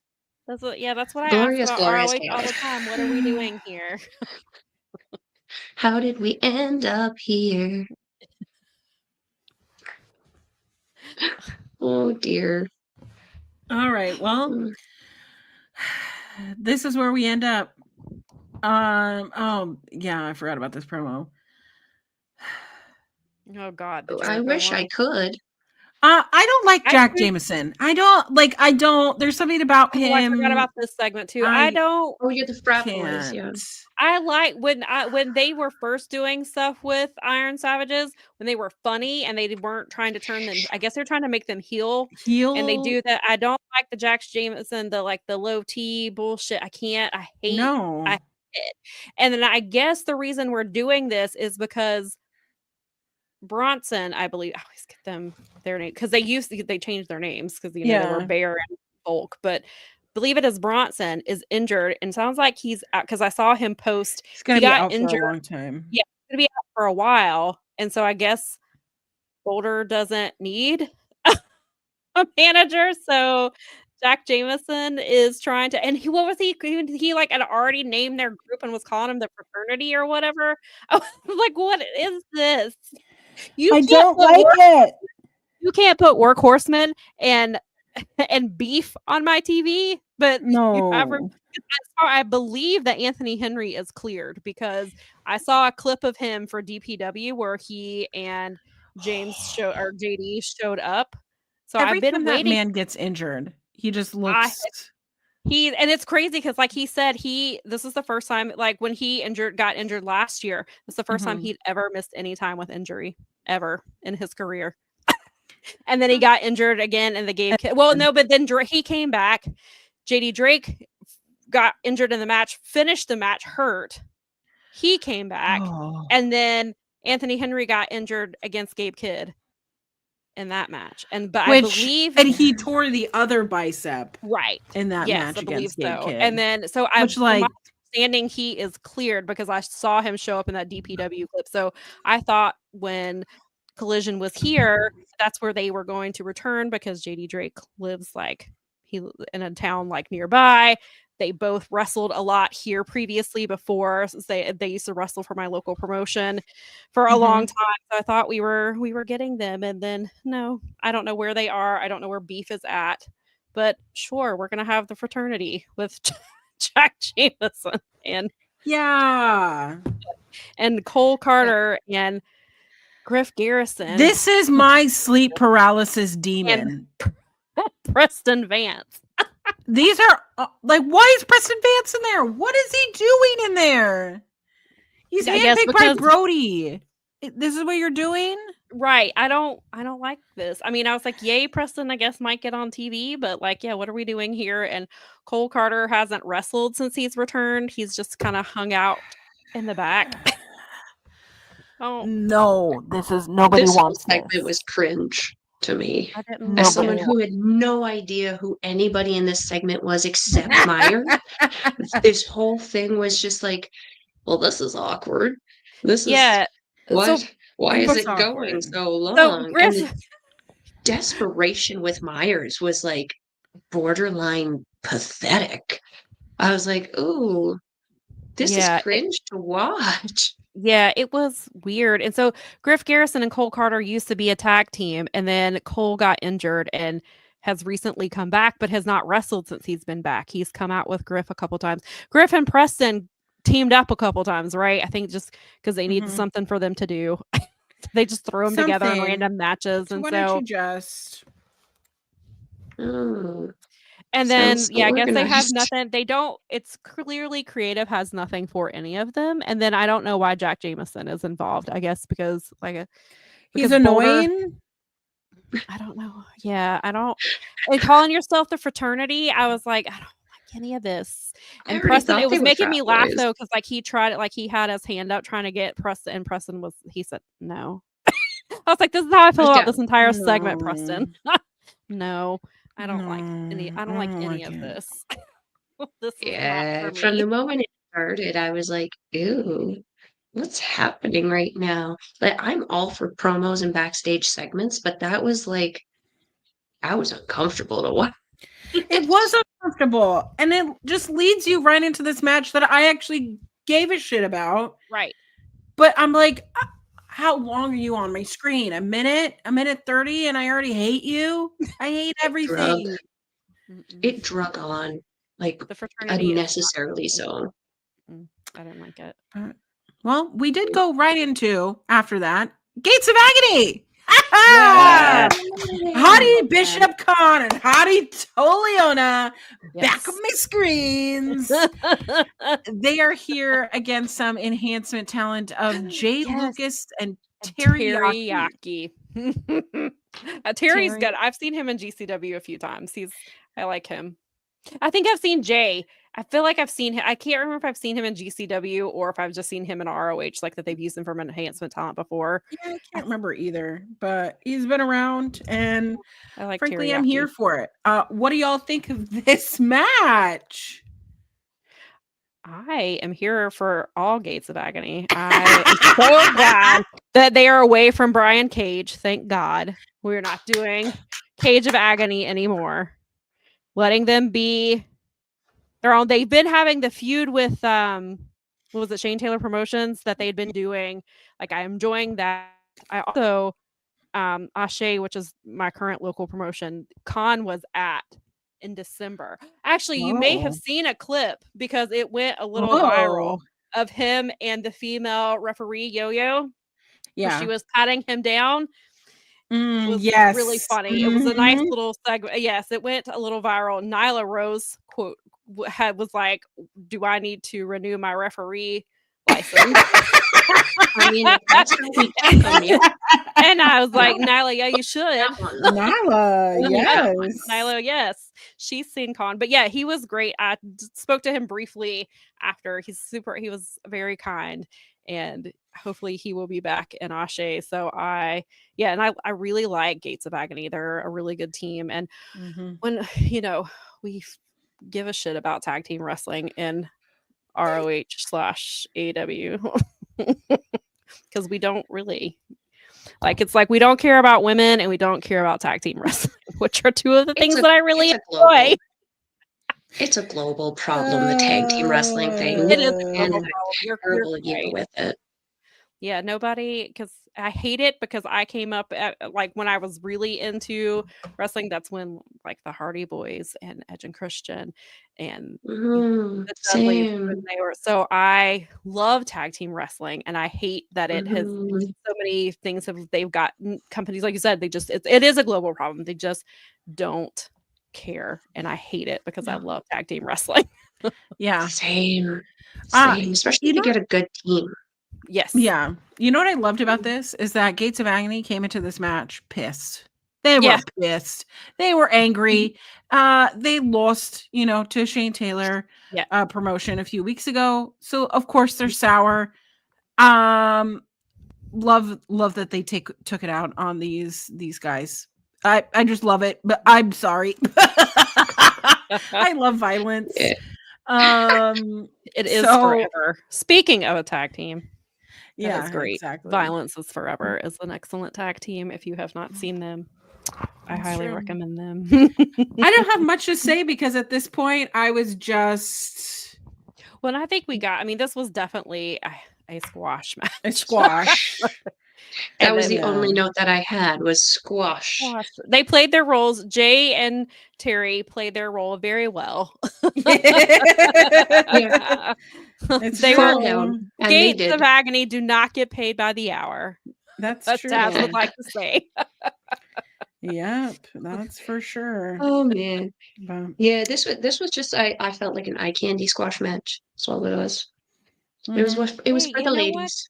I'm not mad at that. Me neither. I love to watch them be violent. So yes. Well, it's this is the point where they made it official for Commander versus Lee Moriarty for a pure for a proving ground match, and then made it official for Red Velvet and Layla Gray. So yay, And cool. not a proving ground match. Not a proving ground. Apparently, I thought that they were both. So I said, "Look, 2 proving ground matches Nope. listed for next week." But The one that should be a proving ground match is not, and the one that should not be a proving ground match is. wow. Thanks, Tony. Well, speaking of thanks, before we go into our main event, hey guys, it's your Hi. Ring of Honor World Champion, the Nueve, Chris Jericho, with a tape segment. He's so happy that it is the 100th episode of Ring of Honor. He's So happy that he couldn't show up. Yeah, right. But it was his perfect time to tell us his 100 greatest moments and talk about his favorite Ring of Honor champions. And he called Jay Briscoe his favorite champion. Briscoe's gonna murder him. Mark Briscoe is going to murder him. I mean, I I love hope a good murder in wrestling. Me too. If And anyone somebody needs like to Chris Jericho be- deserves it. Mhm. No one better. But I just love that. Like, he was like, yeah, look at all these people who've held the title, like me, Samoa Joe, me, Mark Briscoe, me, my favorite, Jay Briscoe, and me. And then he says, Ciento? Yeah, he said something. Ciente? I can't remember. He said something weird, and I was like, "Wait, why did he say that?" Why did he say I- that? Honestly, I tuned out his promo because I was talking to my sister, and I know It's I told her I was perfect. like, I probably should be listening to this, but No, you don't shouldn't care. be. I heard him saying As a two. resident Canadian, I was like, no, I don't even like this guy. Yeah. Oh my god. And I'll it's sad because keep I on. used to like Jericho for a really long time, and now I wish he'd get off my TV Yeah, I wish he would and leave forever. my honor club. I wish Fozzy don't would know go why I never on the connected longest to him. world tour of all time. Yeah, Fozzy, And go he would play- to World Fozzy would Tour. He play shows on Wednesdays and Saturdays, and sometimes Sundays if it's that time of year when pay-per-views are on Sundays and not Saturday. All the days. Jesus. All the All- days. Please All go of on. the days. Just Like leave that us last alone. time he did that. Oh, that's right. My sister was showing me a funny cat video. I mean, Instead it's far more engaging and interesting. It was very Clearly. funny. The cats were talking, and it was great. They were like, Clearly. yes, it was way more entertaining than anything Jericho said. I was also That's on my true. phone for this segment. I wasn't really paying attention to what was going on, but when he started emphasizing two, Right. I noticed that. my ADHD kicked in, and at one point I looked up. I'm like, "Say two one more time. Say two one more mamma jammin' time. You mamma jamma. I'm gonna come down there and smack you." Then I was like totally disengaged. I'm like, it's gonna Tell take a us how lot you to get really me feel back into this Jeez. show. Jeez. Never Wow. say the word two around a Melball. My goodness.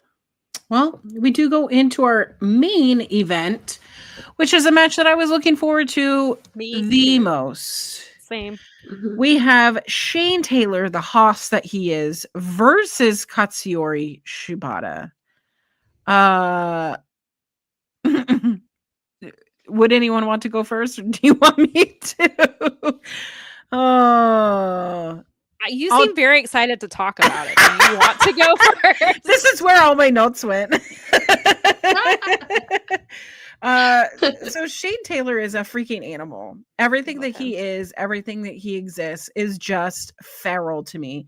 And I don't know if like it means that I'm like sexually attracted to him and his power, but after that promo last week, it made me like basement flooded type of thing of okay, I need this man as my champion. I need him as I have been on dad. the Shane Taylor World Champion kick for Yeah. a while. I mean, I already wanted him as champion, but when he challenged Mark Briscoe and then he didn't get Yeah. it because he was injured, and then they never never the went match back never to it. happened, and then Briscoe dropped the title to Jericho. And so I just would like to see Shane Taylor just beat the crap out of Chris Jericho and take that title from him. Yeah. I would. This is your other Agree. super card of. I mean, if you're gonna, I don't really want Jericho to be champion all the way until Super Card of Honor. We've never had a title change on regular ROH television. It's always been on Collision or a pay per view. So if you want to change that, and just do it on ROH television. Then do Shane Isn't Taylor. Collision AEW? It is, but it's been on. No, it's not been on Honor Club. I may have misspoke. They've never had done a title shot on not a title change on Honor Club. The title shots have the title changes have always either been on Collision or they've been on an ROH pay-per-view or an AEW pay-per-view. They have never been on Honor Club television. In these 100 episodes, we have never seen a title change. Never, not one time. Mm-mm. It's an exciting time to be here. We've had title matches, but Auntie, no what title did you changes. get me into? You're welcome. Listen, Oh, no. you signed up because of me, not because of quality wrestling. Let's be honest. So I mean, you did give me Shibata in the main, though. That's true. Yeah, But I love here's him. the thing: you get a brawler versus a technical wrestler here, which is my favorite style of. If you're going to have clashing styles, this is what I'm looking for. I'm looking for how are these two going to change up how they wrestle so that they can win. I also love Shane Taylor when he just runs his mouth because he called so much shit. he called so many shit talking things. He called Shibata a Japanese bitch. That's what got him slapped, him. right? Yes. Yeah. And then you hear him on the outside. He was standing on him and he was like, "You're a Japanese legend." And it was like, as he's like standing on his neck, I was like, Shane. Right, exactly. I mean, few people can get away with that, and Shane Taylor, I guess, would be one of them. But like, don't you dare show Shane Taylor any weakness because he's gonna go, okay, bet. I'm gonna play it. The masterclass that they were doing on the outside of the ring was just nasty business. I loved everything about this. Shibata just taking it, occasionally getting in, some defense here, ducking, moving. It was all brilliant to me. This was, to me, a pay-per-view quality match on Ring of Honor television. But this is what you should be doing in your 100th episode. This is a 100th episode match. We should have had more matches like this. And this is, I mean, again, I played myself. But this is what I was expecting for their 100th episode. Like, I thought they were actually going to put some fucking effort into it. And it was just another ROH. And then it's like, oh crap, this is our 100th episode. Better put Shane Taylor and Shibata in the main event. And let's put Commander. We have one title match on our entire 100th episode. Which I don't have a problem with it being Commander. I love Commander. But yeah. Oh, this is there was the also end of the show. There was also a point in the match where Shibata finally got that suplex on a Shane Taylor, which, like, him being basically like twice, if not three times the size of Shibata was absolutely insane. And during all of this, he's punching him in the head. He's getting on his neck. And you're like, what are these two on? They just want to end each other's lives. But there are some near falls that I was like, this could have been a little bit cleaner. But all in all, this match was so fun to watch. So if you want to watch this episode, you should definitely watch this main event because, man, you want to watch a big boy versus someone who's gonna out wrestle you, outdo you. Watch this match. Hold on. This was the conversation piece that I wanted to bring up with you two. Well, I'll do it with Sam now. But the hesitation drop kick from Shibata is just endlessly impressive to me. but we got to discuss the physics of how does that work? How do you run in there, pause, and then start moving again in midair? It's incredible to watch him do it, but how? How does he do it? That is Is a he a very good wizard, question. Harry? And it's interesting because, like, his drop kick is somebody that I always compare to, because I think Okada has the most precise drop kick. It's like pinpoint Oh, the accuracy jumping one, yeah. every single time. But then you Mhm. look at Shibata's and it's so explosive and it's just wild. But he's still accurate with the wildness. And like you said, he starts and stops and he's still like Mhm.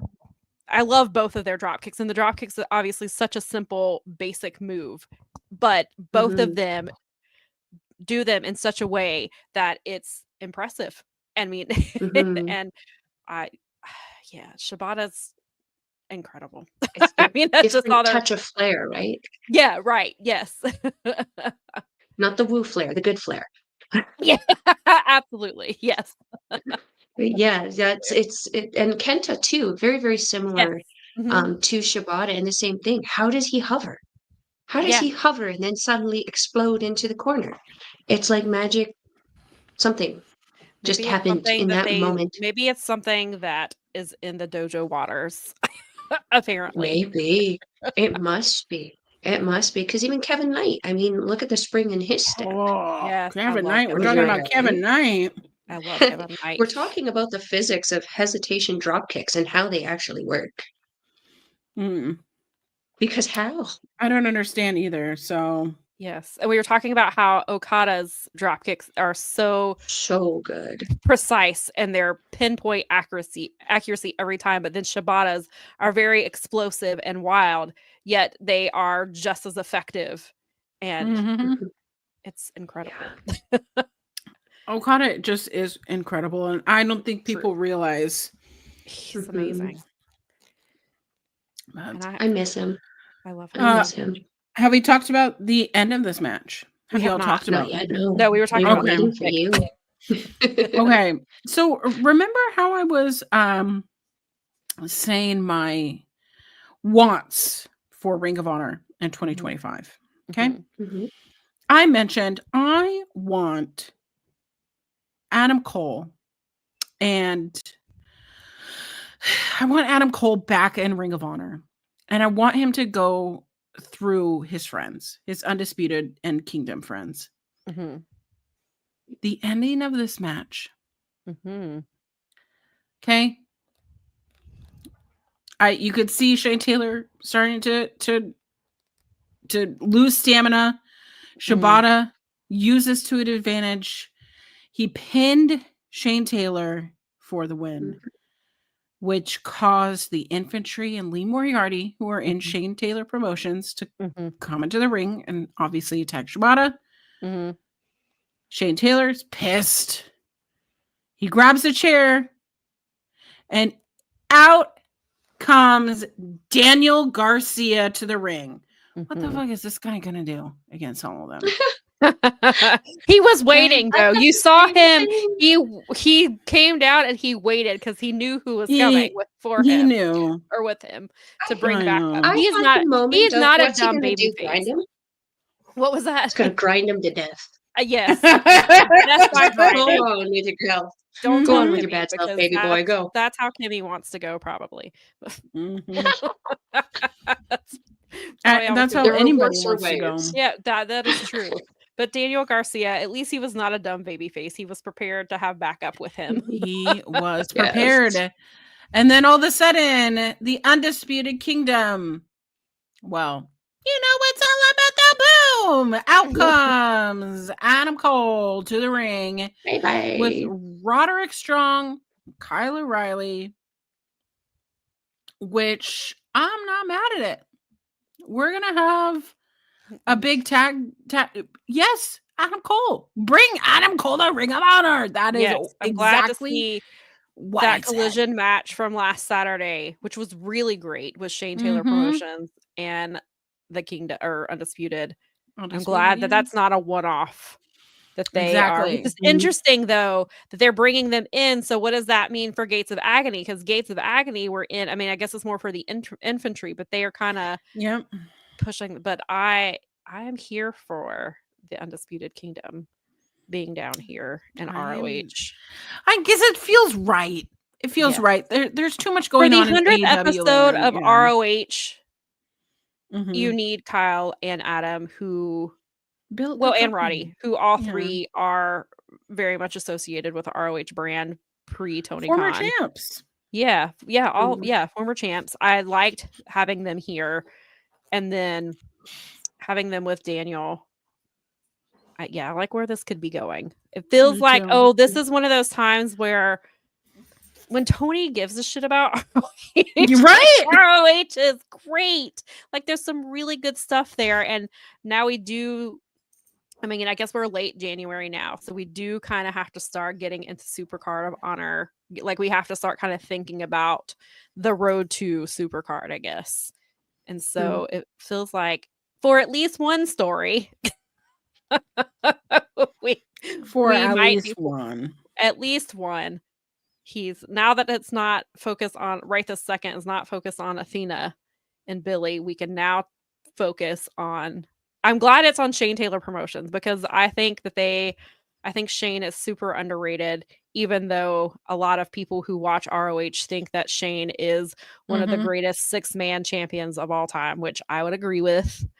And so I really hope this is going to catapult Shane Taylor into being the world champion. And I would love to see, speaking of things we want to see in 2025 at ROH, I want Shane Taylor as ROH champion.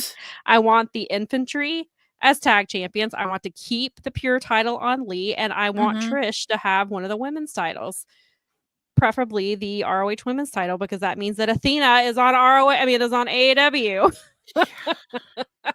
Amen. And so that is what I would like in 2025. I want every single member of Shane Taylor Promotions to have gold. That would be so hot. I love it.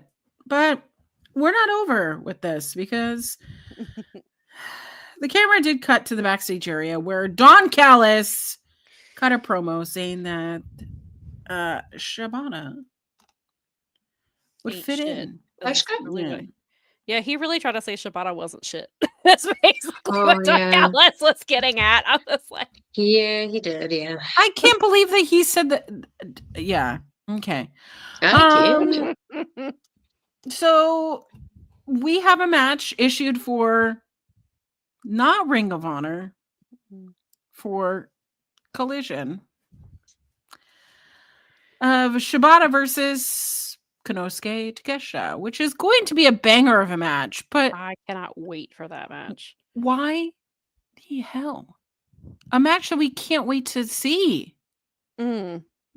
Excuse me, sir. Why are we not doing it on Ring of Honor then? Why are you here? You didn't even go here. You don't go here. He does not.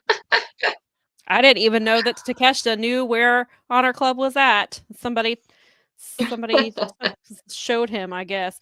And is okay. And it is. I was double checking. It is AW. I guess that part of the reason they're doing on Collision is the homecoming show in Daly's place. So I guess that's why. But it is for the AEW International title. Well, that title should be combined with the Continental title. So sorry. I won't be surprised if that eventually happens. But I know that Warner Brothers was the one who wanted this international title. So that's why it's a thing. He created it. I gotta do what? But the Continental title, obviously, I think was pretty much just created so that Eddie Kingston could be a Triple Crown champion, which I'm not mad at, because if anybody deserves to be a Triple Crown champion, I miss him. Kingston. I miss him so much, and I have been. I'm sure Gabe Kidd is sorry. No, he's not. A piece of shit. I hate Gabe Kidd. But he's so cute, though. We'll have to tell you some things off air, maybe. But I mean, I know some people too. They've told me some ish. Yeah, I know. But I do Well, love his wrestling, and they've successfully made him with the help of Kenny Omega, the biggest babyface heel they've ever had in New Japan Wrestling. He's so Who could over have with the imagined crowd. that Kenny would help somebody get over? I mean, obviously, calling he's Kenny EW a group of Omega. pussies probably didn't help Yeah. his situation. I love No. that Gabe Kidd said that, and Chris Carlton got in trouble for it. That Listen, I am a And it Chris isn't Charlton even the fan. first time. Chris Charlton didn't do anything wrong. I mean, I guess Yeah. technically he did. He probably should have. He didn't call AEW pussies. He didn't. He didn't. He said in storyline with the story that Gabe Kidd and also Suji has said and was keeping in line. And he even said, Gabe Kidd said, then he said the thing, and I don't know why. And then we have Tony Schiavone not getting suspended for telling him to GFY and to take a shower. Which how masculine, how toxic masculine of you, Tony Right. Schiavone, Yeah, to I just was really immediately go to offend somebody like that. yeah, You that's can't what I think of was. something credible. No, and it really irritated because I do like Tony Schiavone a lot, and I was very disappointed to see him go that route, and it was completely unnecessary, and it was a personal attack Mhm. for no reason. And if we are getting suspended because we are upsetting our business partners, then maybe Tony Schiavone should have been Should. suspended. Oh, Or 100%. are you okay over there? I'm Or have Mom, his just gonna phone keep my privileges comments taken to away. myself. Why? I This don't is want to Honor get in Ramble. trouble. It is on our ramble, and we're rambling about some other things. I think Tony knows things that we don't because I know some rumors. Scoops McGee. Sorry, I know rumors. What number are you? Are you number 9? I'm She's number 69. get the hell out of here. Not me.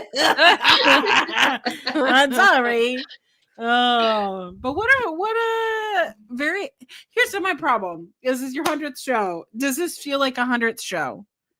You know what? No. You know what? I mean, episode- in context of what Tony has been doing since final well, no, before, like, he only like puts effort in like 2 weeks before a pay-per-view, and then Right. it's always like, and again, like the things with the shows, the talent is never the issue. The talent is there. Well, I mean, maybe Layla Gray, but well, for the most part, the talent is there. It is not on the talent. It is the booking and the way that they just don't care. It's like they pull names out of a hat and be like, we are going to, this is our match this week. Lee Moriarty, you are going to be in, let's spin the wheel, a proving ground match against, let's pull another name out of the hat, Commander. no. Like, it just sometimes that's how it feels. Like, it just feels very. What are Yeah. those things that we played with the kid with the paper things? Oh yes, I know what you're talking about. The 1, 2, 3, 4, and then you Pick a spell number, out like yeah, and you put the colors Yeah. and you spell out like yeah. PURPLE, and then you flip it open. And Yeah, yes, is that how Ring of Honor books their maybe stuff? it could be.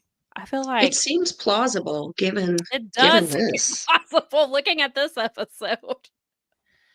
I think I told you guys before I went on air, I actually enjoyed episode 99 a bit That was better than I really, enjoyed that was this a one. pretty solid episode, which but I think that's probably why I thought episode 100 would be not this, because 99 was pretty solid, and so I thought we're gonna keep this up for episode 100, and no, we got it from Shane Taylor and Shibata, who apparently understood the assignment. This is this is episode 100. Let's treat it like a pay-per-view match and give these fans something good. Because they probably shot that match, if well, depending what order they shot these things. They probably shot that match after Collision at like 10:30. These fans are tired, and let's give them something nice. Let's give them something nice to go home on. Yeah. Been there. Yeah, at least because, Ah. and even when I was at ROH a few weeks ago, our main event was Shane Taylor Promotion, and it was Shane and Lee Moriarty. And so we got like at the end, they're all holding hands and like raising hands in the air, and it was the entirety of Shane Taylor Promotion. So like they at least sent me and my sister home on a happy note. I don't know how many people like where we were at were excited about Shane Taylor Promotions, but we were. So yeah, so at least they sent the fans home happy. Well, Oh, the sound that just came out of Auntie is, I think, the best sound to describe how we all felt about this episode. Pretty much. paper fortune teller. Yeah, that makes sense. Yeah. Oh. And, Yeah, and Tony Khan just sitting there, fortune, misfortune, misfortune, misfortune. Yes, this episode did feel very on brand for most of what ROH has been for the last year and a half, maybe. Mm-hmm. Come on, It guys. this is what used they to need do be. It was better. really unfortunate because the early part of this, when he was putting the time and energy into it, and not chasing a TV deal and having other things taking his attention, ROH was really good stuff. And when they were down in Orlando, they were putting out really good matches when they had like a set. I feel like they should go, like, I get putting different wrestlers in front of live audiences all over the country, but I think in ROH's case, having one place like they did in Orlando, like they did in the esports arena, like those shows seem to be some of the better shows, like, because I don't know, it just felt like Tony he just gave a shit. It just He the matches, did. Yeah. and I know obviously with the esports arena, like you're doing a, what was it, like a 6-week residency, so you want to make sure the fans are happy, and you're going to come back there for All In, and so you want those fans to come back and come to your big pay-per-view. Like, I get it, but it would be nice to see that effort on a regular basis. Yeah, it would help the product do better overall if Yeah, that like were you're the trying to get a case. TV deal. Like, that's why Jericho is your champion. You're trying to get a TV deal. If that's not the reason, I what are want to we know doing? why. What are we doing here? Yeah, what are we doing here? Why is Shane? How If did that's we the case, then end why up is Shane here? Taylor not your champion? If that's the reason why Shane Taylor is not my champion right now, Right. So are we now that you have Jericho as champion and you've had him as champion, how close are we to a TV deal? Like, is this still a pipe dream, or are you going to be on True TV, where the rumor has been for months that that's where they were trying to go? And now they're showing Dynamite repeats on True TV on Friday nights, or at least they did. Really? They did at least the very first week that they were on Max. They did show it.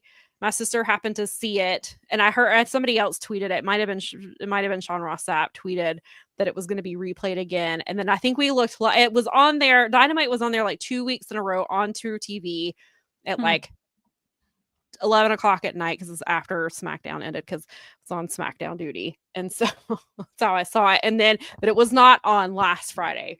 So I don't know if they're testing it out to see, but they're also not promoting it, so nobody knows to go. But hey, they don't promote ROH half the time either. So except that's the one good thing, I guess, about Chris Jericho as champion, is that he will tell people to go to ROHworld.com to watch so at least he tells people where to go, because nobody else does.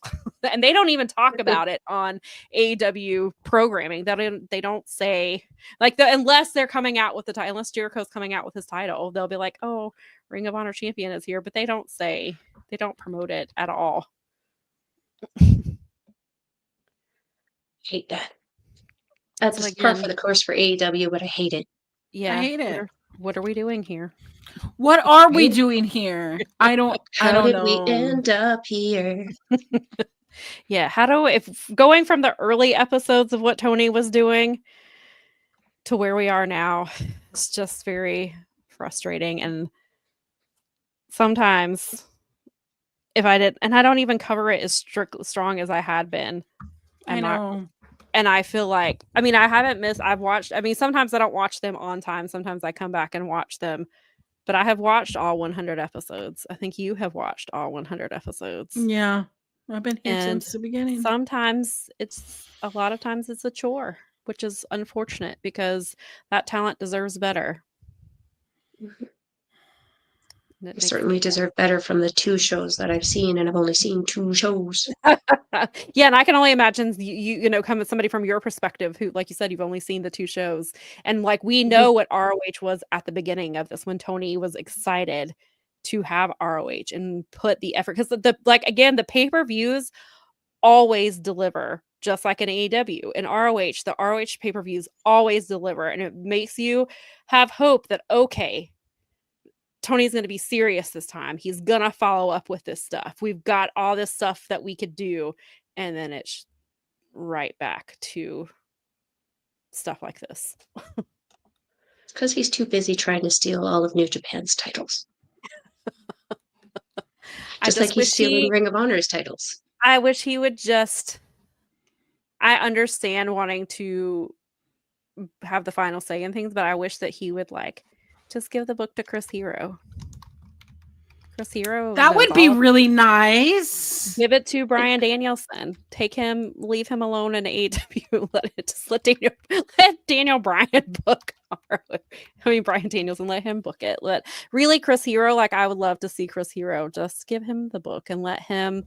That's somebody you know that you trust. Somebody that's gonna be true to what ROH is and was. Just let him, and then you can come in and just. I mean, like. He's done a really great job with Billy and Athena and Lexi and working with them, but you need to do that like with everything, which again, you know, that's the same problem in AEW. He's really good at telling, like the Tony and Mariah story obviously was, and Swerve and Hangman have been some of the best told stories, but then you have other things that are not as great and you need some help with that. It's okay to ask for help, Tony. Well, Sam, thank you so much for being on the show. Thank you for having me back. We've officially gone longer than the episode. Tell the good people where they can find you. As you can see, scrolling across the bottom here, I am on Twitter at Samantha_1713. My podcast is called Power Bombshells. We are at Power Bombshells on Twitter and Instagram. We are live Sundays at 1:00 on the Fight Game Media YouTube channel. We are on Saturdays if there is an AEW pay-per-view. We do our pre-show where we go down the episode and down the card. And then I am also on Blue Sky as well. It is Samantha 1713. So it's the same thing without the underscore. And so that is where you can find me. And then I do also do some writing for Daily DDT and Wrestling Inc. as well. Oh. Sorry, I'm fighting with the dog right now. This is crazy. Right. If you're wanting to follow a Melball, you can follow me on the X thing at Collins Melball. You can follow me on everything else: Facebook, Instagram, TikTok, Mastodon, Blue Sky, Melball Collins. You can find me on my YouTube channel, Andre Melball Wrestling Talk, where we review New Japan, Stardom, Marigold, Noah, as well as local professional wrestling, which we will be dropping episodes of next week. We have a whole ton of stuff that we're backlogging on, as well as our best of 2024 is going to be coming out soon as well. Also includes Gabe Kidd. Sorry, ladies. You can also find me on here, our local establishment, on Friday at 8 p.m. Mountain Time with Andre C. on the Japanese Wrestling Update, which we are not doing an episode this week just because we have so much wrestling that we're catching up on, and we also have a show that we're going to tomorrow and Saturday. We just have so much wrestling going on. So we're going to be back next week with a new episode of Japanese Wrestling Update. And also catch me with Auntie Collins and Astrid Pizarro on Monday for Women's Classic Wrestling, where we are reviewing and watching, and for me, taking in for the first time the Mae Young Classic from 2017. It's been a blast so far. I'm really enjoying the matches, and like the next matches are getting even better. I'm so excited. I think that's going to be 8 p.m. Mountain Time as well. I think that's it, except for here. Well, you can find me over on all social media websites of queer auntie _ queer auntie, wherever they have underscores. I have one, and if they don't, they don't. And you know what? That's just how the cookie crumbles. But guess what? I have a show basically every night of the week. What am I doing to myself? I don't know. But I'm here every Monday doing we're doing Women's Classic Wrestling. We are in the one that's before the finals. Is that semifinals? Yeah, we're in the semifinals for the Mania Classic right now. So come on over. We get to chat about 2017 like it was yesterday. And then on Saturdays, I'm here on our local establishment for the Mother Tucking post show. We are talking about all things RuPaul Drag Race with my lovely host, Jose, on the air. On Fridays, I am doing Collins on the Rocks, called On the Rocks Happy Hour. I think that's what my show is called, where I'm interviewing people and we're talking about life outside of wrestling and we're having a drink with each other. So come have a drink with us. And then on Sundays, I am doing Wrestling Made Me Cry over on Fightful Overbooked. So I have to close my eyes so that I remember everything that is going on. I'm basically on some sort of streaming, some sort of channel every night of the week, except Tuesdays and Wednesdays. And sometimes I'm popping in on other shows. By the way, there is a podcast over on LGBT in the Ring where I'm talking about what it means to be queer in this wrestling space. And I kind of I was on the podcast vague booking a really specific thing that I didn't want to say this specific person's name. And I re-listened to the podcast. I was like, this sounds so silly. So if you want to go listen to that, that episode is out now. And if you are new here, hi, hello, this is our local establishment. Hit that bell notification so you know when we go live, because like I mentioned, and like everyone has mentioned, there is stuff going on all the time. So like, share, subscribe.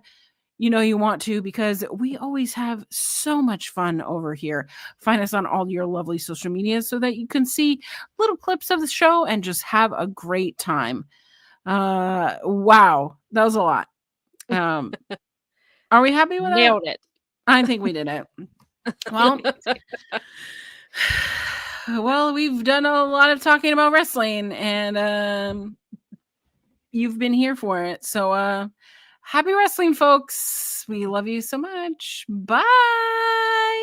Was not a rich on the fire, was not aware of the nightmare. But when I stopped to see those eyes begging for help,